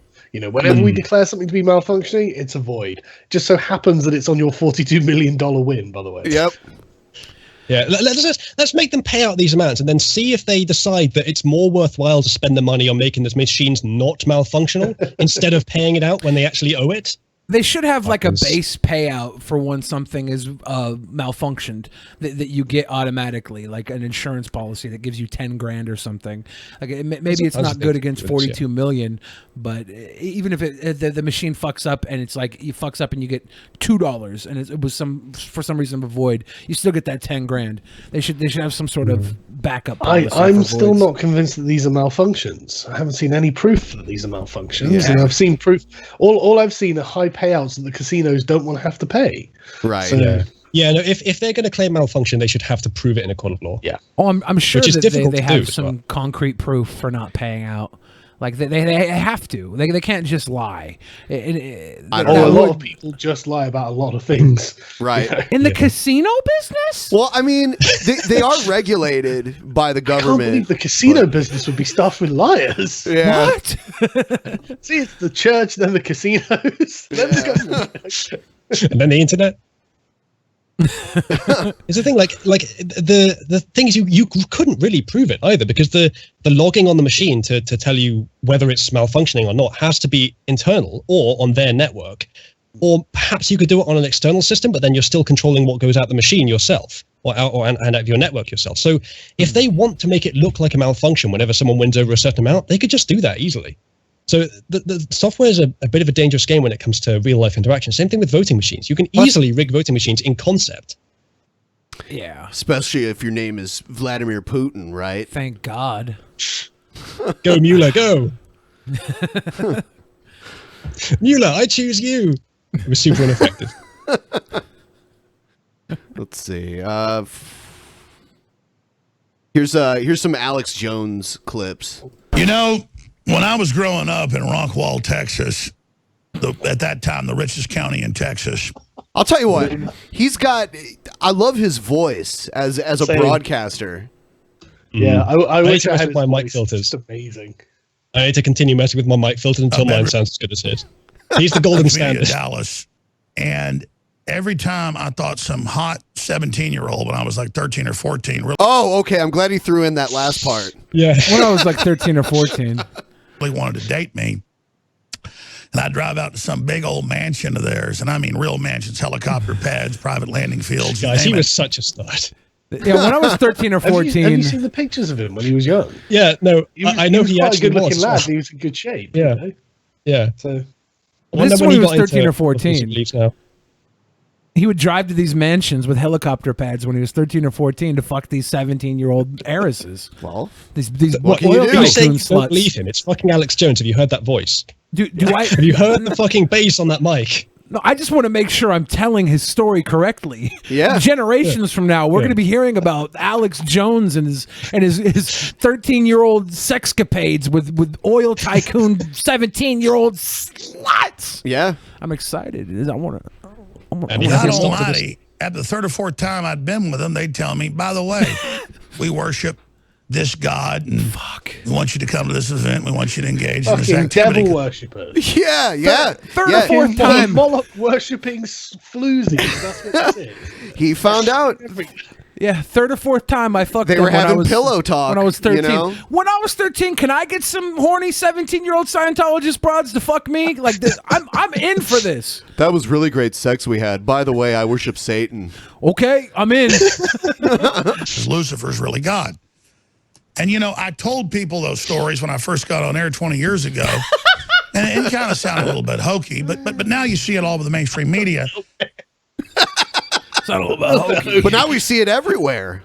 Oh, God. And there's a spiritual Luciferian sluts are so common these days. They're fucking everywhere. Get the demon thoughts out. Remove. Yeah, we need the demon's thought patrol. Yeah. Power I think trip. this is a good time for the God Emperor to make a landing. Do interdimensionally, because believe me, they weren't trying to get the average person That's to right, go do yeah, that. Everybody thought like, yeah. why are you dating the head cheerleader or the head senior when you're a freshman in high school? Well, because, you know, she was driving me out there in her $100,000 Mercedes, and that was 30-something years ago. Driving me out there in her $100,000 Mercedes, that'd be a $300,000 Maybach today, to try to get me into the cult. And then I was about 16 and got taken by a girl out to the lake and this big vineyard. It was way Wait, out hold on in a the second. hunt. Hold on a second. He kept trying to, like, cult leaders or cult members kept trying to get him indoctrinated into the cult. So he wasn't a stud. He was just a fucking what's the fucking word? Gullible person at that age. He was just desperately looking for a cult to join. If no, come on. If there's anyone who's never going to be part of a cult, it's obviously Alex Jones. Yeah. Well, He'll be the leader of his own. Cult leader or outsider. That's the only two options. Alex Jones is massively paranoid about absolutely everything. Yeah. Hold on. This hot 17-year-old girl's sucking my dick and I'm 13 years old. Satan's involved. Yep. way out outside Dallas, and I saw these police cars pulling up, and people getting out and saying, "We're gonna have a bonfire, Alex. Don't be scared." And started seeing people putting black hoods on. These weren't KKK hoods; these were black hoods. These were black hoods. So if they were KKK hoods, I would get my dick sucked to this Klan day. rally I was at. Yeah. Black hoods and are I bad. remember saying, "Oh my God!" She's like, "Don't be scared." And I said, "I'm not scared. I'm not part of this." And walking back on the road, and about 5 miles later, didn't have cell phones back then. I had like 10 miles to walk back. Police came and got me. Said, "Boy, you've been drinking. We're taking you to jail." And then my family lawyer called my dad, and they said, "Dr. Jones, you need to leave Dallas, or your son's going to be found dead hanging in a jail cell." This fucking story, man. This just took a fucking turn. It's hitting all the notes, though, isn't it? I mean, holy Yeah. shit! First, it's a like sort of basically paedophile Satan cult, and suddenly now it's reached the upper echelons of the police department. What did the president at the time have to say, Alex? That's all I want to know. I'll tell you what he's done. He's introduced 4 different premises for different stories. You can make 4 different stories. He just lumped them all into one. This is brilliant. This would have been the Reagan era, right? Yeah, he said 30-something years ago, yeah. Now, later, the last laugh happened when the sheriff and others got busted for narcotics. And Texas Monthly did a story about it. They didn't believe me and actually went back and asked people. And they said, no, that actually went on. Now, look how crazy that was 30-plus years ago. I'm 44. So I was about 13, 14 when all that started. Yeah, the feature and look what creep. we've done against the globalists. Look at Bohemian Grove. Look at it all. Look at it all. Look at the Bilderbergs. All of us are being called towards a quickening. What? Is this the Highlander now? There can only be one. Either going to resonate with the dark satanic force or the force of life. We're going to resonate with the Roundup and the genetic engineering and the nuclear war. We're going to resonate with happy green fields and butterflies and our children. And the strongest people out there... our children. Yeah, this sounds more like a pedophile thing. Children. They're turning the children gay. They're turning the damn kids gay. You know, Alex's ex-wife is making the rounds. She was even in a creationist cat video, which was, yeah, it was interesting. She was like, we never worshiped Satan when I was married to him. Right. She's fucking weird, man. I see her on Twitter a lot. She was really mad about the Bernie Sanders thing when he ran up on Bernie Sanders at the airport. She was like, "My son was involved in this." So don't choose. Yeah, she's after him. Leave Bernie alone. He's evil. old. They're strong enough to buck it and to go through it. I don't tell you that story to sit there and impress you. Don't be I'll be impressed honest by with my you, I love women. They 13-year-old were dick great pieces of scoring with ass. these 17-year-old Satan thoughts. Don't be impressed by that because they would have fucked anybody. Right? Yeah, they were fucking me 3 or 4 times before they tried to indoctrinate me, but don't be impressed by that. About this is that story is wildly impressive on so many different levels. It's so creative and outlandish. You've managed to tie in almost every conspiracy into this one, just a few sentences of narrative. I'm genuinely impressed. Well, man tells a good story. I guess he's been doing it for a long time. Yeah, and it's strange that we're just now hearing this story too. Well, he said it about 30 years ago, and people didn't. Oh, I thought he believe it said then. this happened about. Well, yeah, 30. but when he first got into the radio, he brought it up, and he said if people refuted it then. It sounded a little outlandish, but now, after 30 years of feature creep of Satanism on the rise, to the point where it's in our Jay-Z videos, our Rihannas, our Lady Gagas, like that. Now everybody knows that. Oh, of course, they're fucking 13-year-olds and trying to indoctrinate them. Just the next Like time the your kids. thoughts that Alex Jones was with. Yeah, next time your kid's in the shower a little too long jerking off, let him stay there. Because it's better he comes in the shower than finds these satanic cults and gets brought in and becomes a Satanist. That's all I'm saying. I tell you, I bet in 100 years' time, Alex Jones is remembered as a prophet. I bet absolutely everything he's ever said has always been completely accurate. It's just we don't have the evidence for it. But eventually it'll all come out. And Alex we're Jones living in will a sort of make statues celestial... We're living in like a cosmic interdimensional North Korea right now. Alex Jones is the only one telling the truth. Do you really think he'll be a legend in 100 years? Because he's drinking the bone broth. He might still be around in 100 years. Alex Jones is going to be a legend in 100 years. He's going to be fucking world leader in 100 years. He might be the He's emperor. A living legend. What Dennis Rodman will be serving underneath him as his... What are you trying to say? I'm saying Rodman will be serving him? Because Rodman is the puzzle piece right now. Alex racist. Jones is the emperor. Yeah. He's I the heard emperor. We don't know how much cotton there's going to be that needs to be picked in the future, okay? Billy We the just don't Fridge know. is so racist that even the founder of Kekistan Only has cotton called I'm him a picking is racist. out of an aspirin bottle because you guys are giving me a headache. You need to stop this. I'm a good boy. Can we carry on with Alex? Let's see where he goes. Because I have no idea. But they weren't there to get me because they thought I was good looking. They were there to get me because evil knew. Because let me tell you, they weren't going after other 13 and 14-year-olds in the high school. Okay. Evil knew what we were going to do in the future, but evil failed. So to the globalists and all the lawsuits and all the death threats and all of you people, evil has future telling powers, and yet they're still losing to you. Yeah. How is this happening? Superman. Because they lost, yeah. They lost because Alex Jones is just that good. All right, even at 13. Was this a right wing watch video? Was it? It's on there. Yeah. Like this. That's it's amazing, a clip. right? Of all of the things for them to waste their time on, I think Alex Jones is the best. Like Alex Jones, he's not a racist. He's not a hateful person. He's just fucking insane. And so, what a total fucking waste of time. Yeah, I agree. I look at him.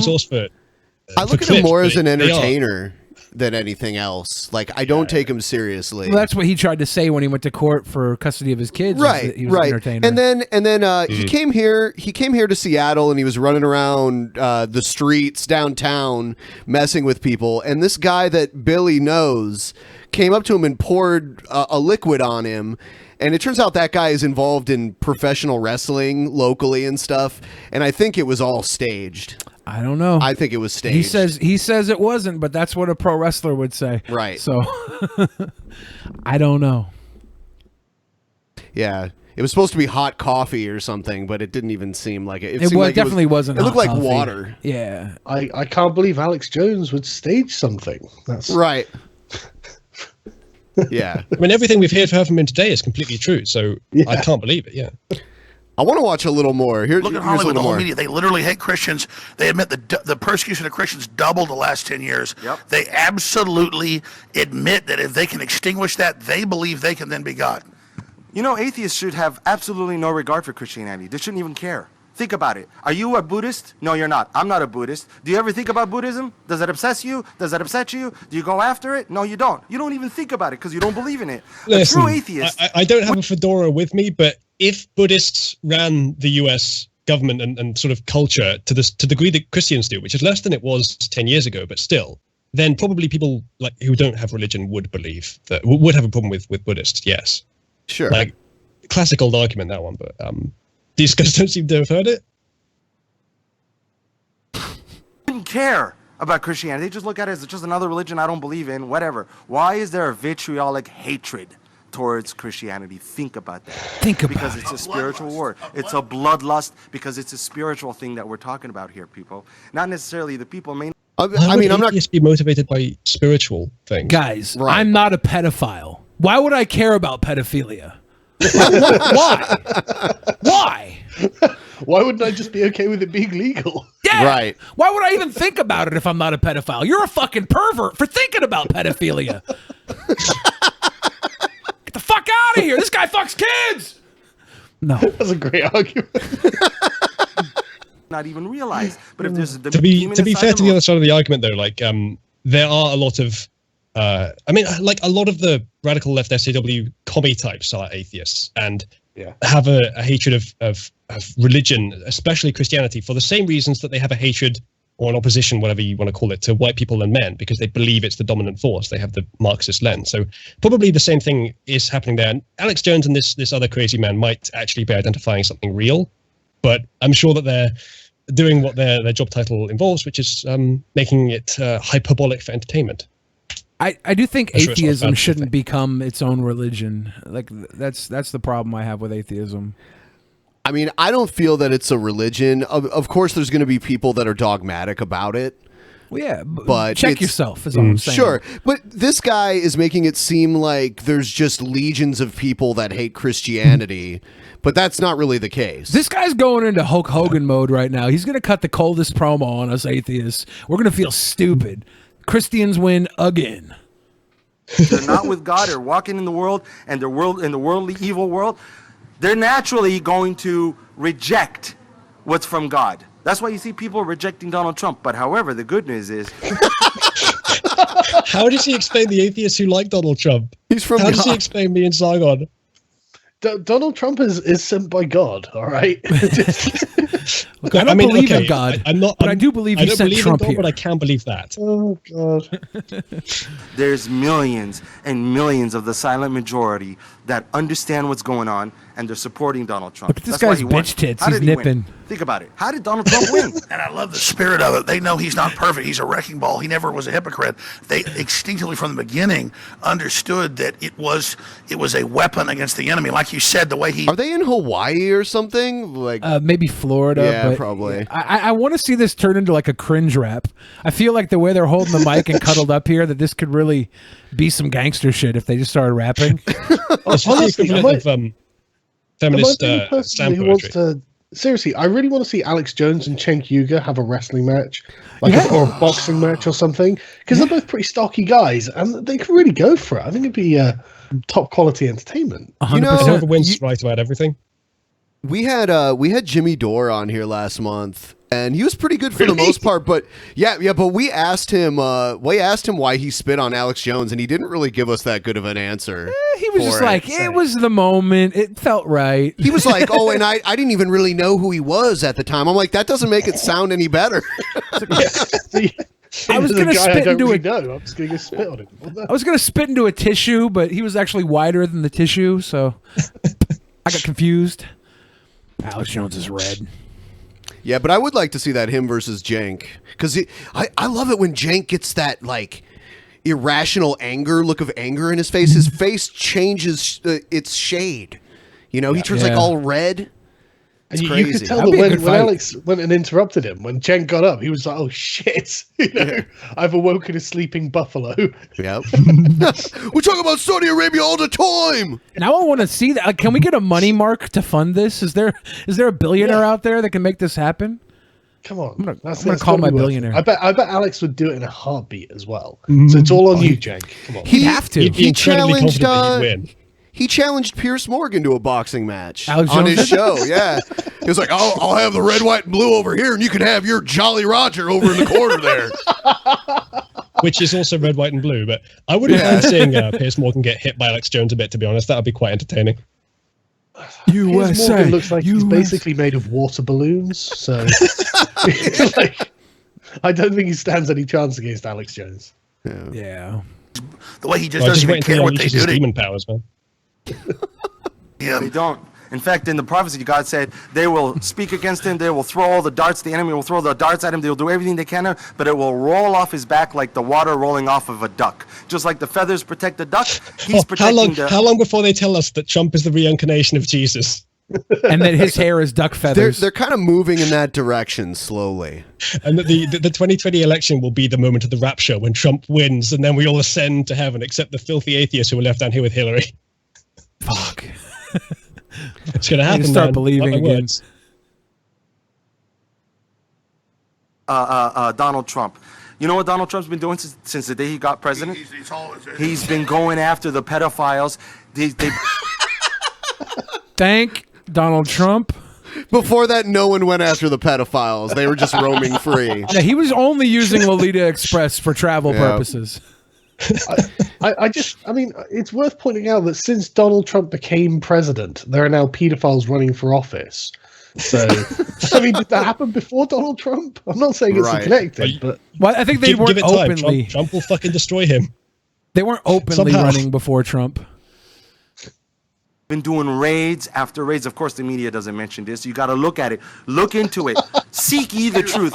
That's an order from God. Seek ye the truth. Order from God. Where did they find this guy? Like, when they go to report on the paedophile applicant Congress, I mean, it was literally like 3 minutes of them going, "This guy's awful. We don't agree with the damn thing." It's like, and then they report on it. It's like, right? The media, they're not in favor of pedophilia, dude. Yeah. When you go after the truth, you end up to God. That's no matter what. You go after the truth, you end up with God. And look it up.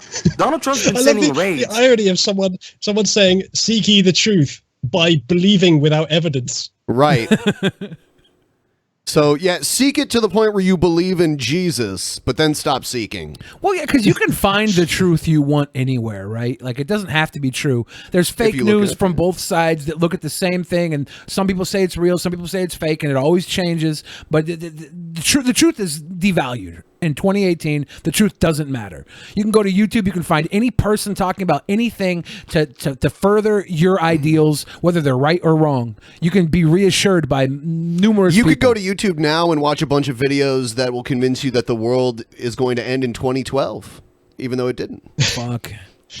Maybe it did. I think that the future of cultural information and InfoWars, you could say, is ideological bubbles that rarely meet, and unless something serious changes in culture, that's probably where we're going, or at least that's where the current trend is going, with the media being so polarized. But that might not be such a bad thing. It's just a virtualized form of the truth-seeking nature that culture goes through anyway, because different influences will have some tendency towards merit based on reality. And so all they have to do is be close to the truth, and they'll be the more powerful one. So on aggregate, the truth will bear out from this system. I'm not saying it's a good idea to have just these polarized thought bubbles, but it might still work, is all I'm saying. It's the fake news future that we've all been warned about, but it might be okay. Who knows? The worst part is it's probably inevitable. That's the worst part about it. So social media is making it so that, I mean, like, getting a Trump supporter to talk to a Hillary supporter is like looking into two different worlds, just alternate universes. They don't recognize anything that each other says, and it's like, great. So that's the future. Somebody needs to write an algorithm for the country to just run itself. It's possible. An AI? Yeah, it's possible. Let the AI run our country. We'll sit back and collect dividends. Like, it'll be good for us as humans. Like, UBI is going to create the worst possible humans. Yeah. Do you think? Yes. But it might be inevitable, though, anyway. Well, I think we already have some terrible fucking humans. Yeah, well, you wait until they have no motive to fit into society or to be meritorious in any way. But, okay, what if you get a little, every time you do something good in your daily life, a little fucking smiley face emoji pops up in front of your face? Right, see, now you're actually verging onto another idea I've had. That the future is essentially going to be a video game future. That everything would be virtualized.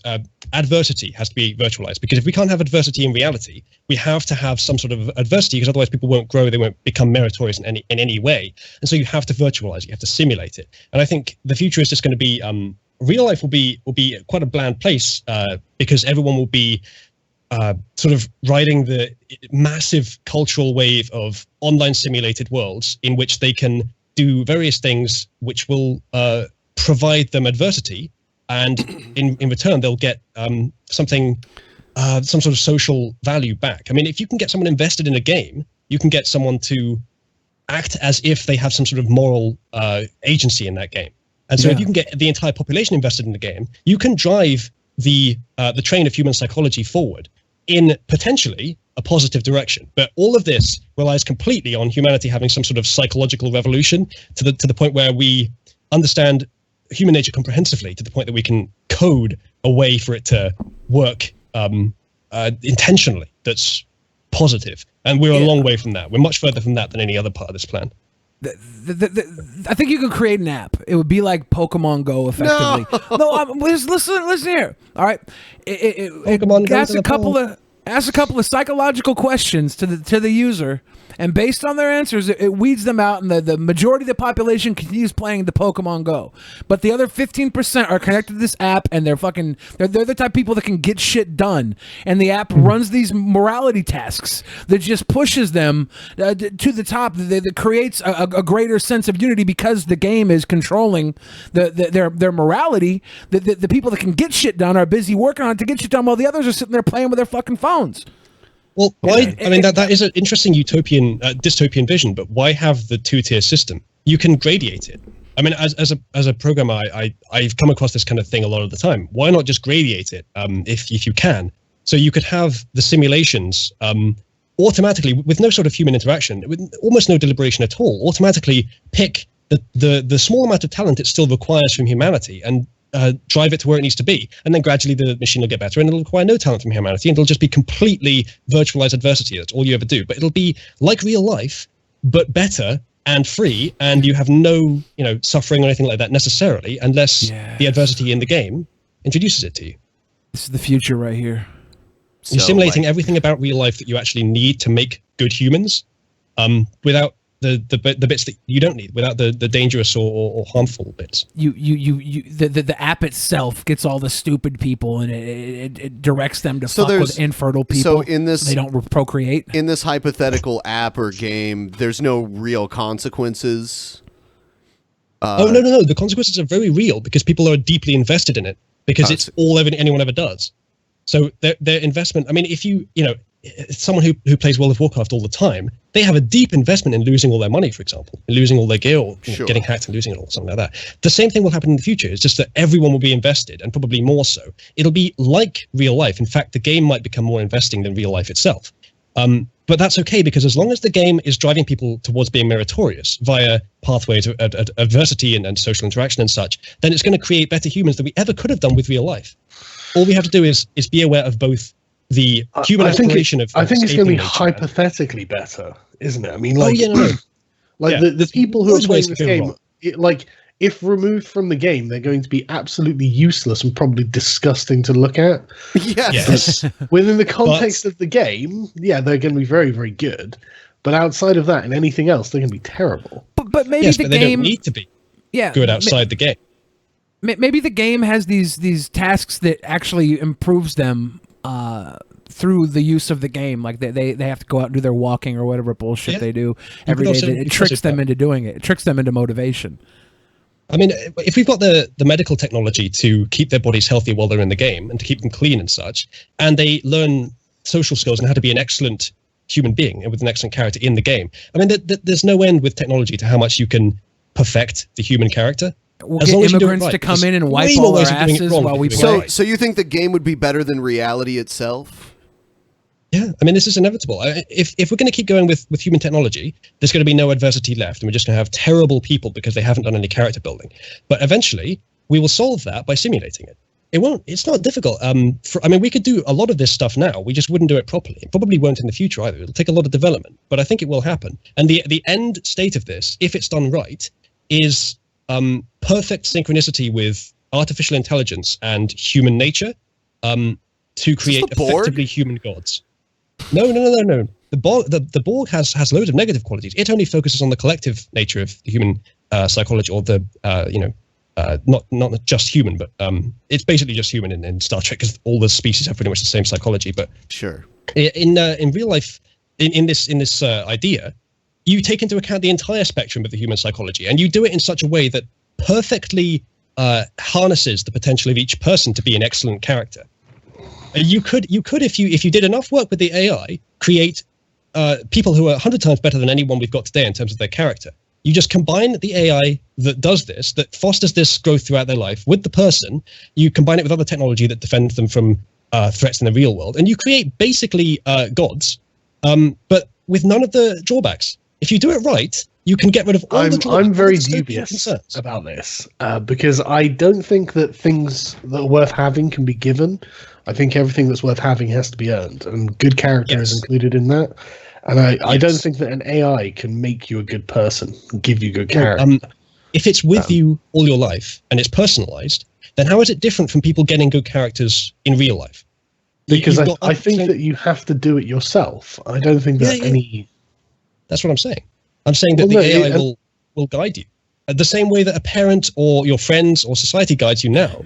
The AI doesn't have to be the only thing that guides you as well. If it's better for human nature, then the AI can interact with other actual humans. But if the AI can simulate other humans well enough to the point that it can improve the character to the flawless level without needing to interact with real humans, then why not? See, I'm not saying there are problems with this. I think there are going to be bigger problems than there are solutions. I don't think it's going to work. I tell you what, there's like infinite ways it could go wrong, but there's just like a small part of that entire spectrum where it'll go perfectly. That's where we could get. It sounds like real communism. It's like, well, if it all just worked this way. Thing is, communism's going to get way worse in the future. I think every 100 years we're going to have to fight back against it, and in the future it's going to get way more tempting every time and way more dangerous if it was actually implemented.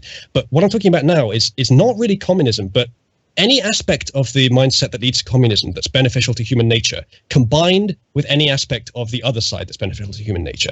I'm not describing something that I can give you the full details of right away. I'm describing something that's possible and also defined as perfect in this theoretical construct. If you have those two things, then any criticism you bring up about it is just an implementation issue that can be solved in the process. But this is possible, I think. Well, that's the thing. I don't think becoming dependent on AI, even if it's perfect within its own context, is perfect or desirable in and of itself.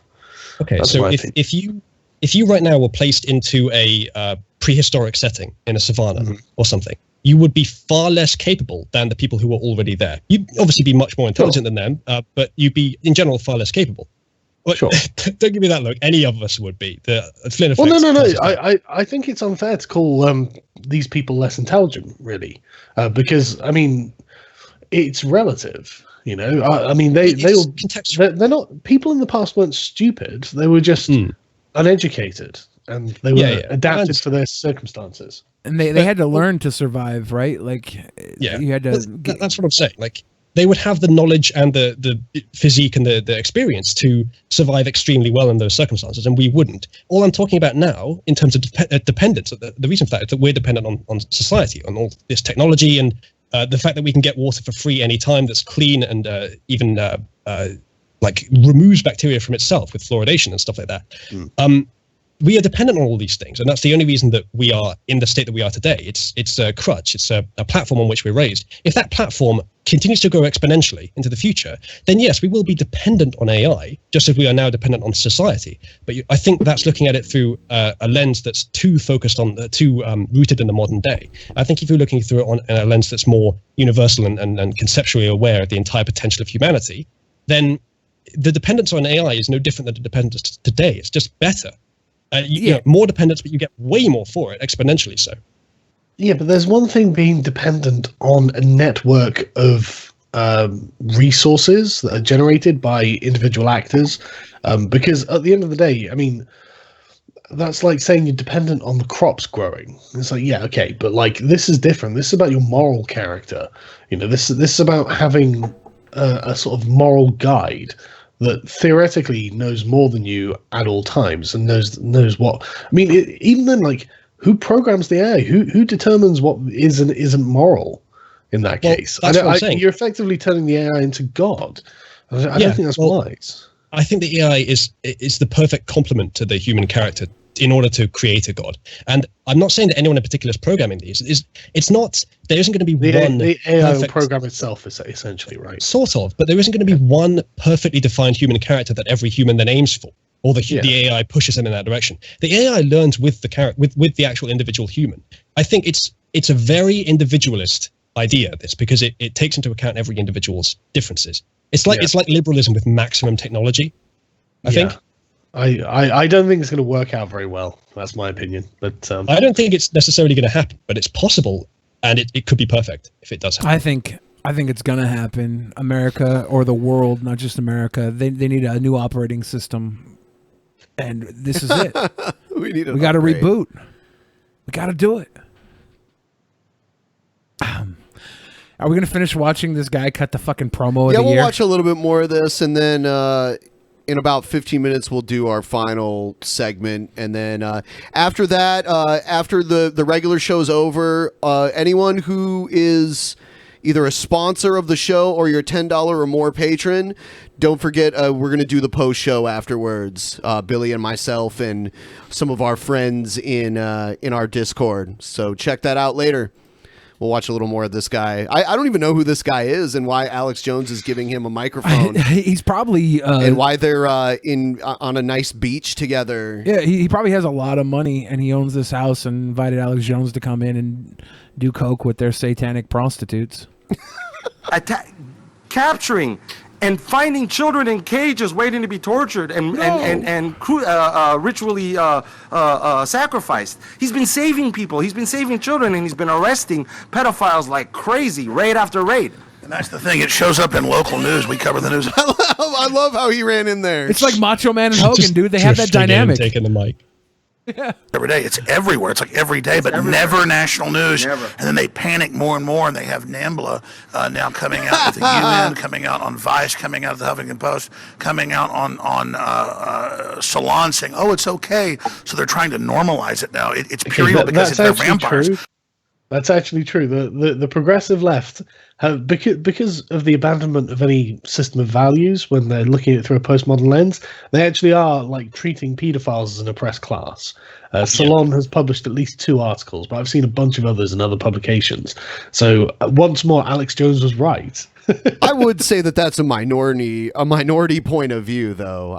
Yeah. But all oppressed classes are minorities, right? Their point of views are minorities. Well, I'm saying the point of view that pedophiles are an oppressed class is a minority view. Well, that's what I'm saying. Up until '94, they were associated with NAMBLA.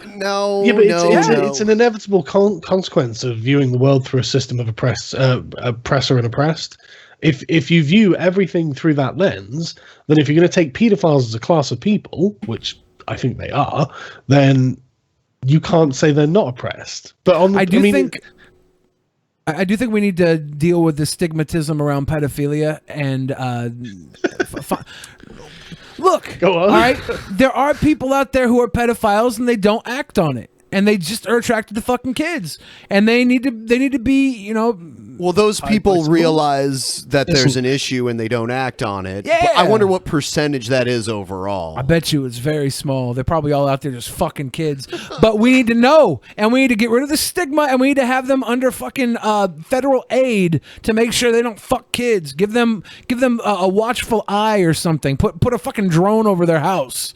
Apparently, I'm the tech priest for this show. I gotta red pill you on this as well, right? The technology is going to solve this problem real soon. You're either going to have virtual reality or like sex dolls for this, and then it won't be a problem anymore. As long as it's convincing enough, they can fucking do what they want with it. Just like the correct answer isn't suppressing their psychology. The correct answer is safely putting them out to one side and making sure that they're not going to do anything to actual people. That's the solution. You're suggesting a paedophile colony on the moon or something? Where we send sex robots? I mean, that is the next natural conclusion from what I just said. Yeah, obviously. Yeah. Obviously. just send the pedophiles to the moon. Yeah, why not? You just make an underground civilization. Zero gravity kids. There are no kids on the moon, for fuck's sake. Couldn't be safer. Couldn't be safer. We're gonna make those little Japanese robots. So should there be a line of sex dolls for pedos, and it could be marketed as an alternative to actually fucking kids? I think the free market will provide that. Yes. I mean, they're already providing kids, right? Like, yeah. I mean, better that they do it in fucking cartoons, or virtual reality, or something similar. Yeah. We're going to send them to a garbage island. We're going to have an ethno state for all the fucking weirdos. We're like, ethno, we don't want them here. Billy triggered JF like really bad because when we had him on there, he was talking about his ethno state. And I guess there's this island made out of floating garbage. Trash. Yeah, and it's in the Pacific Ocean off the coast of California. Bigger than Texas. Yeah, and he... You said he could move his ethno state to the garbage island. Yeah, nobody's using it, man. Just terraform and that JF shit. got triggered. He was mad. What was his objection? I mean, like, you call my family garbage? So what's the problem? I think he was mad that I equated him and his family to garbage. I don't know. Well, you weren't Maybe it's a saying French he was, thing. He was part of the island. He's just somewhere he could live. I don't see the problem. Yeah. I felt bad afterwards because it was just supposed to be a joke, but he got so angry. I was like, "Fuck, dude." Yeah, a lot of people don't even realize this, but JF's origins are on this show. Like, he started off coming on as a guest on our show before he was on Warski and all that other stuff. Right. Okay. Yeah. Was that was before he became a professional potato peeler. It was when he one. never talked to us about race realism or anything like that. If he held those views then, and this was around 2 years ago, he did not speak about them publicly. If he did, No, I talked to him a bit around that time, and he didn't talk about this stuff. But I think it was a fairly natural path for him, and I think he's a little tiny bit less stable than maybe the rest of us.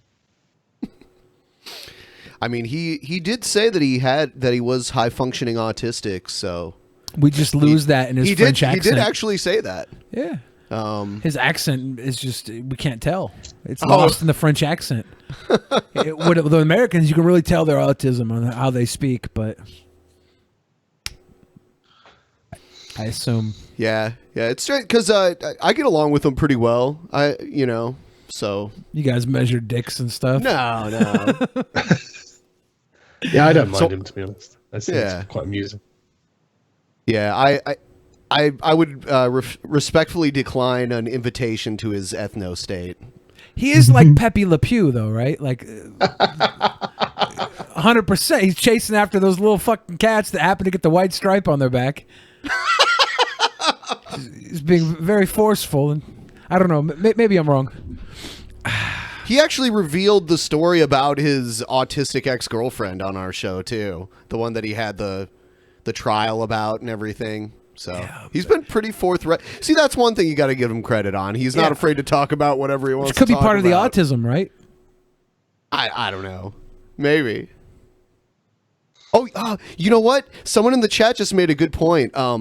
When they went to court over all this thing because the girl's parents took him to court over him seeing her because they felt she was unfit to be dating someone because of her mental issues. They had met because she was a fan of our show, and that's how they met. So the name of our show is actually in the court documents and everything that are public record too. And I don't see anything wrong with him dating a girl that happens to be, I don't know, retarded. Was that the word that they used? I think they were saying autistic. Autistic? Yeah. Yeah. I don't have a problem with that. Like, even if she was. I think love is love, and exactly. they should be free to find the happiness they deserve. Hashtag love wins. Yeah.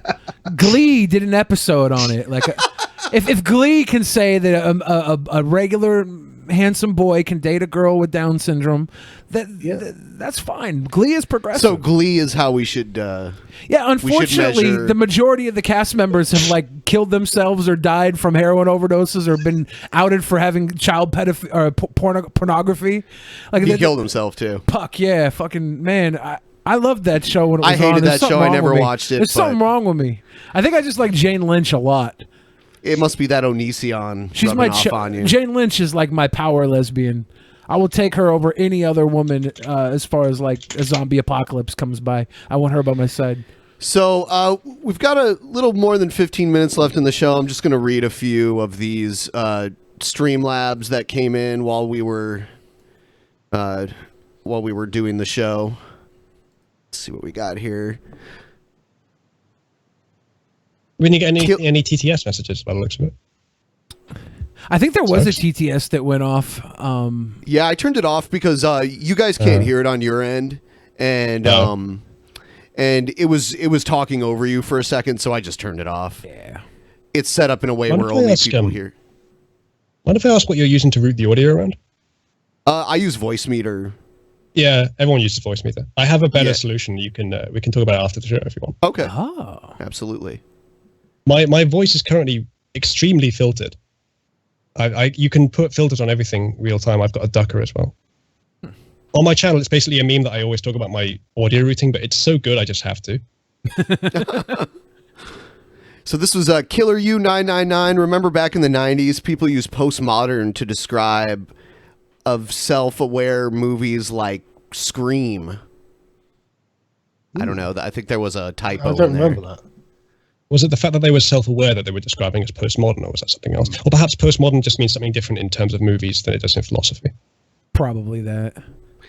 Low energy videos for $5. Sargon, how do we de-Muslim Europe without just putting them all in camps? Because I want to see Mecca and Medina shut down without a single drop of blood.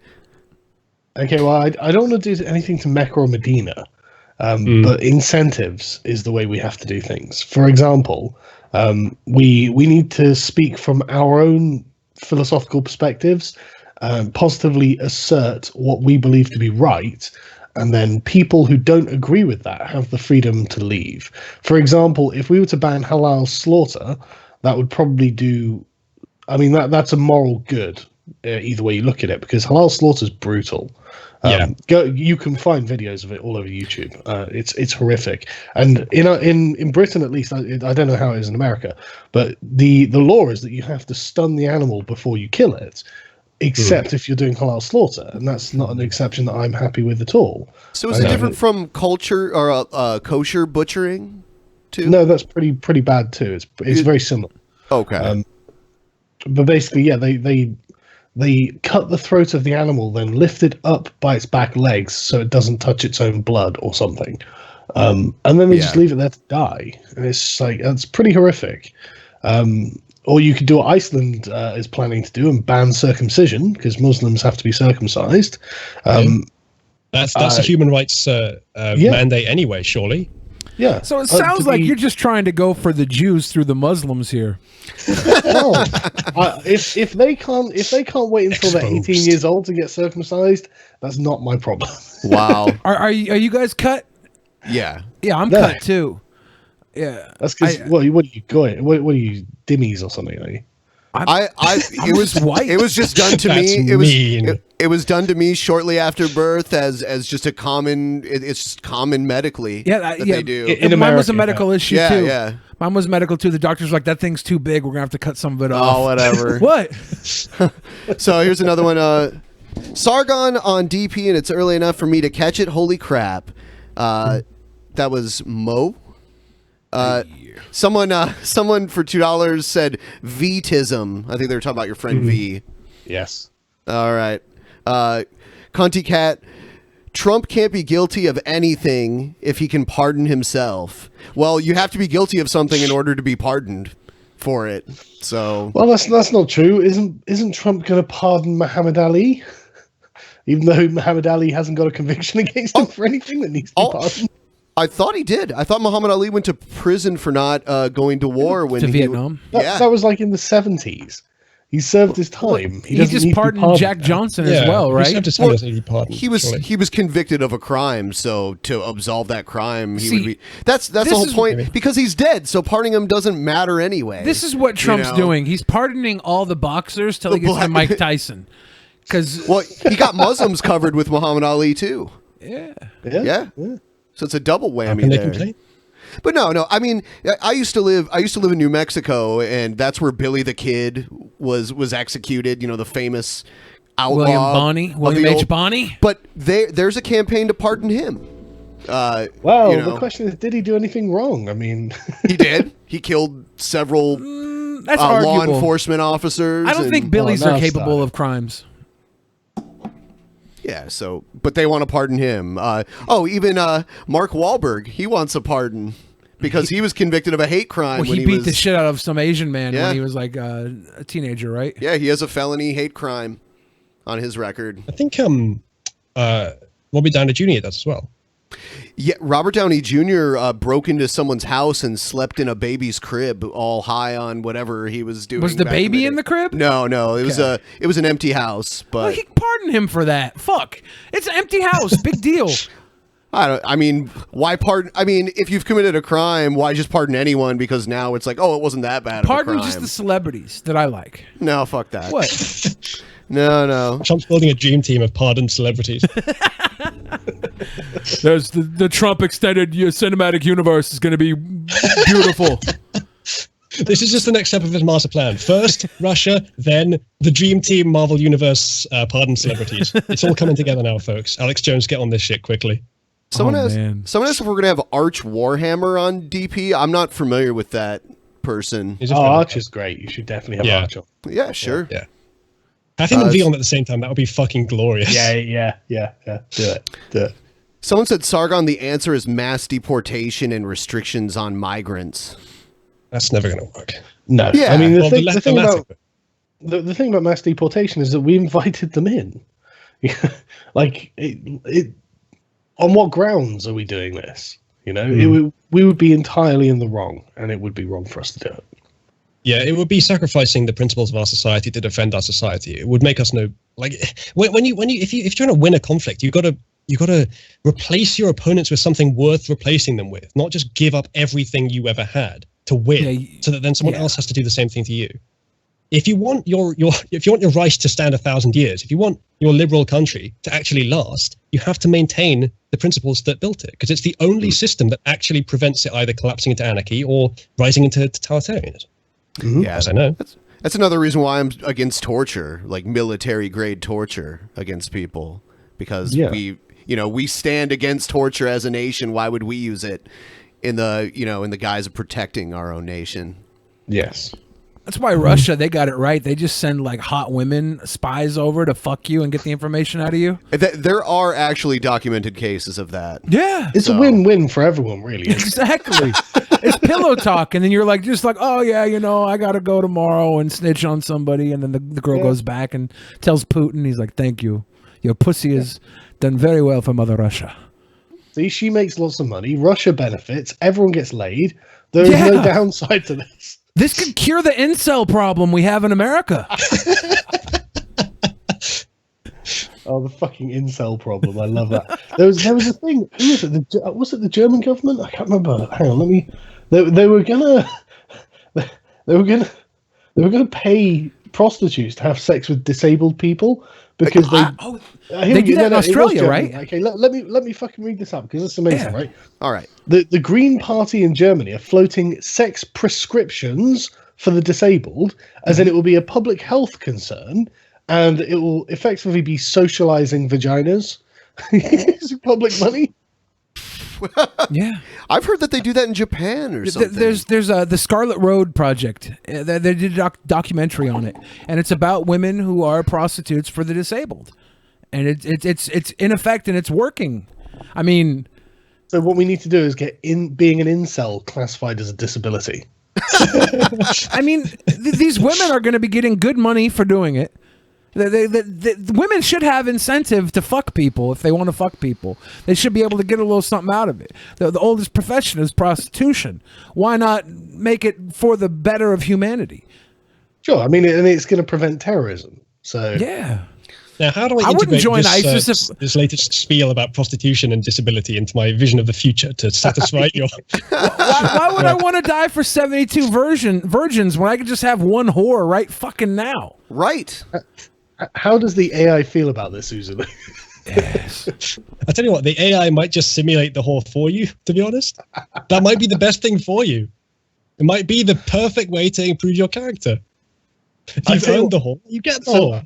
I was watching, was it Monkey Jones? He had a big series on Elliot Rodger, and one of the things that he did was explain Elliot Rodger's vision for women in humanity in the future, as in women will effectively be eradicated apart from a small amount of breeding stock, who will be kept immobile and be artificially inseminated to effectively wipe out the female gender. And I'm like, that's really close to what the radical feminists want to do with men. Like really close. But yeah, I mean, I couldn't find a flaw in the plan either, which is weird. There, strangely enough, the Supreme Gentleman strikes again. There's a movie from the 1980s that's this post-apocalyptic film called America 3000, and in it, women have taken over the world, and men are reduced to almost like animal-like living. Yeah. And sex is really weird. So California, basically. They like chain down the woman and dress her almost in a burqa. Yeah, practically. She can be fertilized. Yep. America 3000. Prophetic in many ways. This came out in the 80s? Yeah, and it's already 100% true? Yes. I'm pretty sure this was the upper level Patreon perk for Anita Sarkeesian. All I'm saying is that feminists are the female version of incels, and you can't prove me wrong. So, I think they themselves wouldn't want to prove you wrong. Hey, Sargon, you already have a Discord, right? No. No? Okay. Well, what you need to do is you need to start a $25,000 fundraiser to start a Discord. Oh, well, now you say it sounds like a really good idea, especially given the cost of opening a Discord server, which I understand to be zero. Tested business model. Yeah. But hey, she got the money, didn't she? Yeah. I fucking missed out on this. I was crazy. I have mine for free. Yeah. Well, honestly, I'm amazed at 25 grand for a Discord server. Good job. good hustle, Anita. That's all I'm saying. She knows what she's doing. I'm going to marry that girl. The reason you don't have a Discord server is because you don't really like Discord, right? No, not really. I just wouldn't have time to monitor and maintain it. I'm too busy all the time, so I wouldn't have the time to do anything with it. Yeah. I don't. I have my moderators do my server. Works out do quite you? well. Okay. Yeah. I have people. All my moderators turned out to be pedophiles running for Congress, so really fucked up my guess Discord. Marrying Anita would be a good mix then. She's one of hers she's was. my queen. What really? Was what was his name? It was I don't know if he was a pedophile actually, but he was something. Running for Congress, which is equally as bad. You and I both did a video on this, Sargon. I can't remember his name though. Yeah. Christopher John Goldberg, maybe. Was that him or was that someone else? That was a different feminist pedophile. The only thing keeping me so from many. the only thing keeping me from acknowledging myself as a feminist is that I'm not a pedophile. Yeah, that's why I'm not a feminist. I don't want to abuse women, so I can't be a male feminist. It wasn't Justin Trudeau the latest to be. Right, okay. I found the guy right. Valis 77. Otherwise known as his name is Promise Dillon Redmond. Yes, he is a registered sex offender. There was also a prolific YouTuber ages ago, like years ago, who was bashing Thunderfoot all the time, who was also a registered sex offender, who was like a big defender of Anita. Yeah, he made a video about me. He made a video about me when I took that photo of Anita in public. He made a video saying I should go to jail. Hannibal the Victor, that was his name. Hannibal the Victor. Yeah. You took a photo of a woman in public? Yeah. Fuck is wrong and he with was you, saying dude? he was trying to pretend like he was an expert in the law and that I could actually go to jail for it. So, are you worried? No. Maybe he is. Statute of limitations isn't over yet. Man, when you took that photo, they freaked the fuck out. Like, Anita's like some sort of goddess. I can't believe you stalked her in real life. It's like, dude, she just came into the place and she was famous, so I took a photo. You know, holy fuck. You know, it's like they worried that she might actually have to talk to someone from the other side. Oh yeah, imagine. Yeah. You can't have it both ways. You can't be Anita Sarkeesian and you're on all these national news shows and you're nationally known, or even known worldwide. And not expect to have your photo taken in a public place. When we were out live streaming with Ice Poseidon and Sam Pepper, and the picture got out of us saying we were being homophobic or whatever.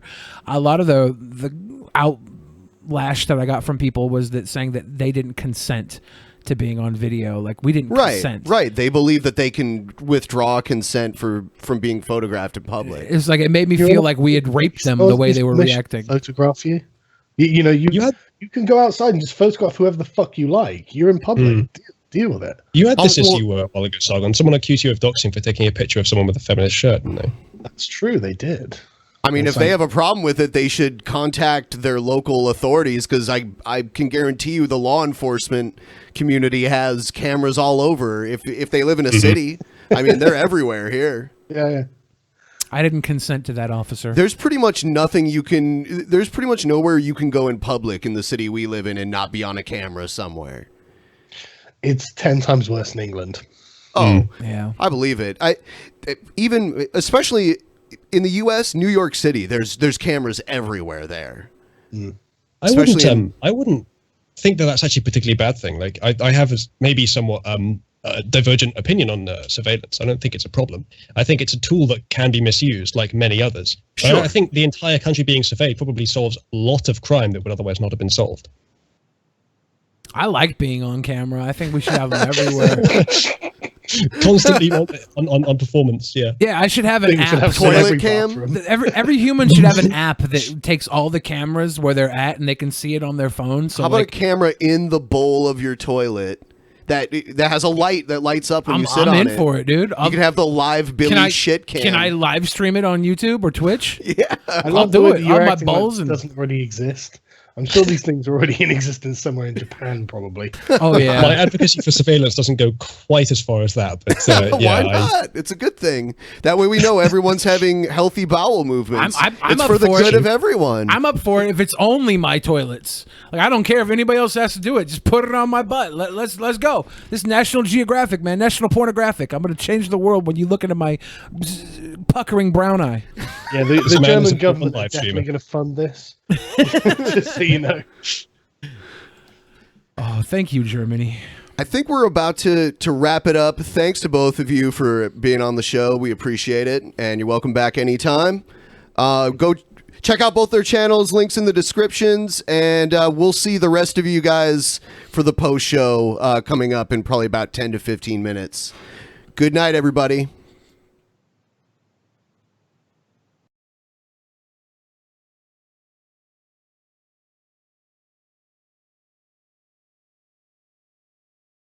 In the beginning, there was nothing, and then there was the Drunken Peasants Podcast.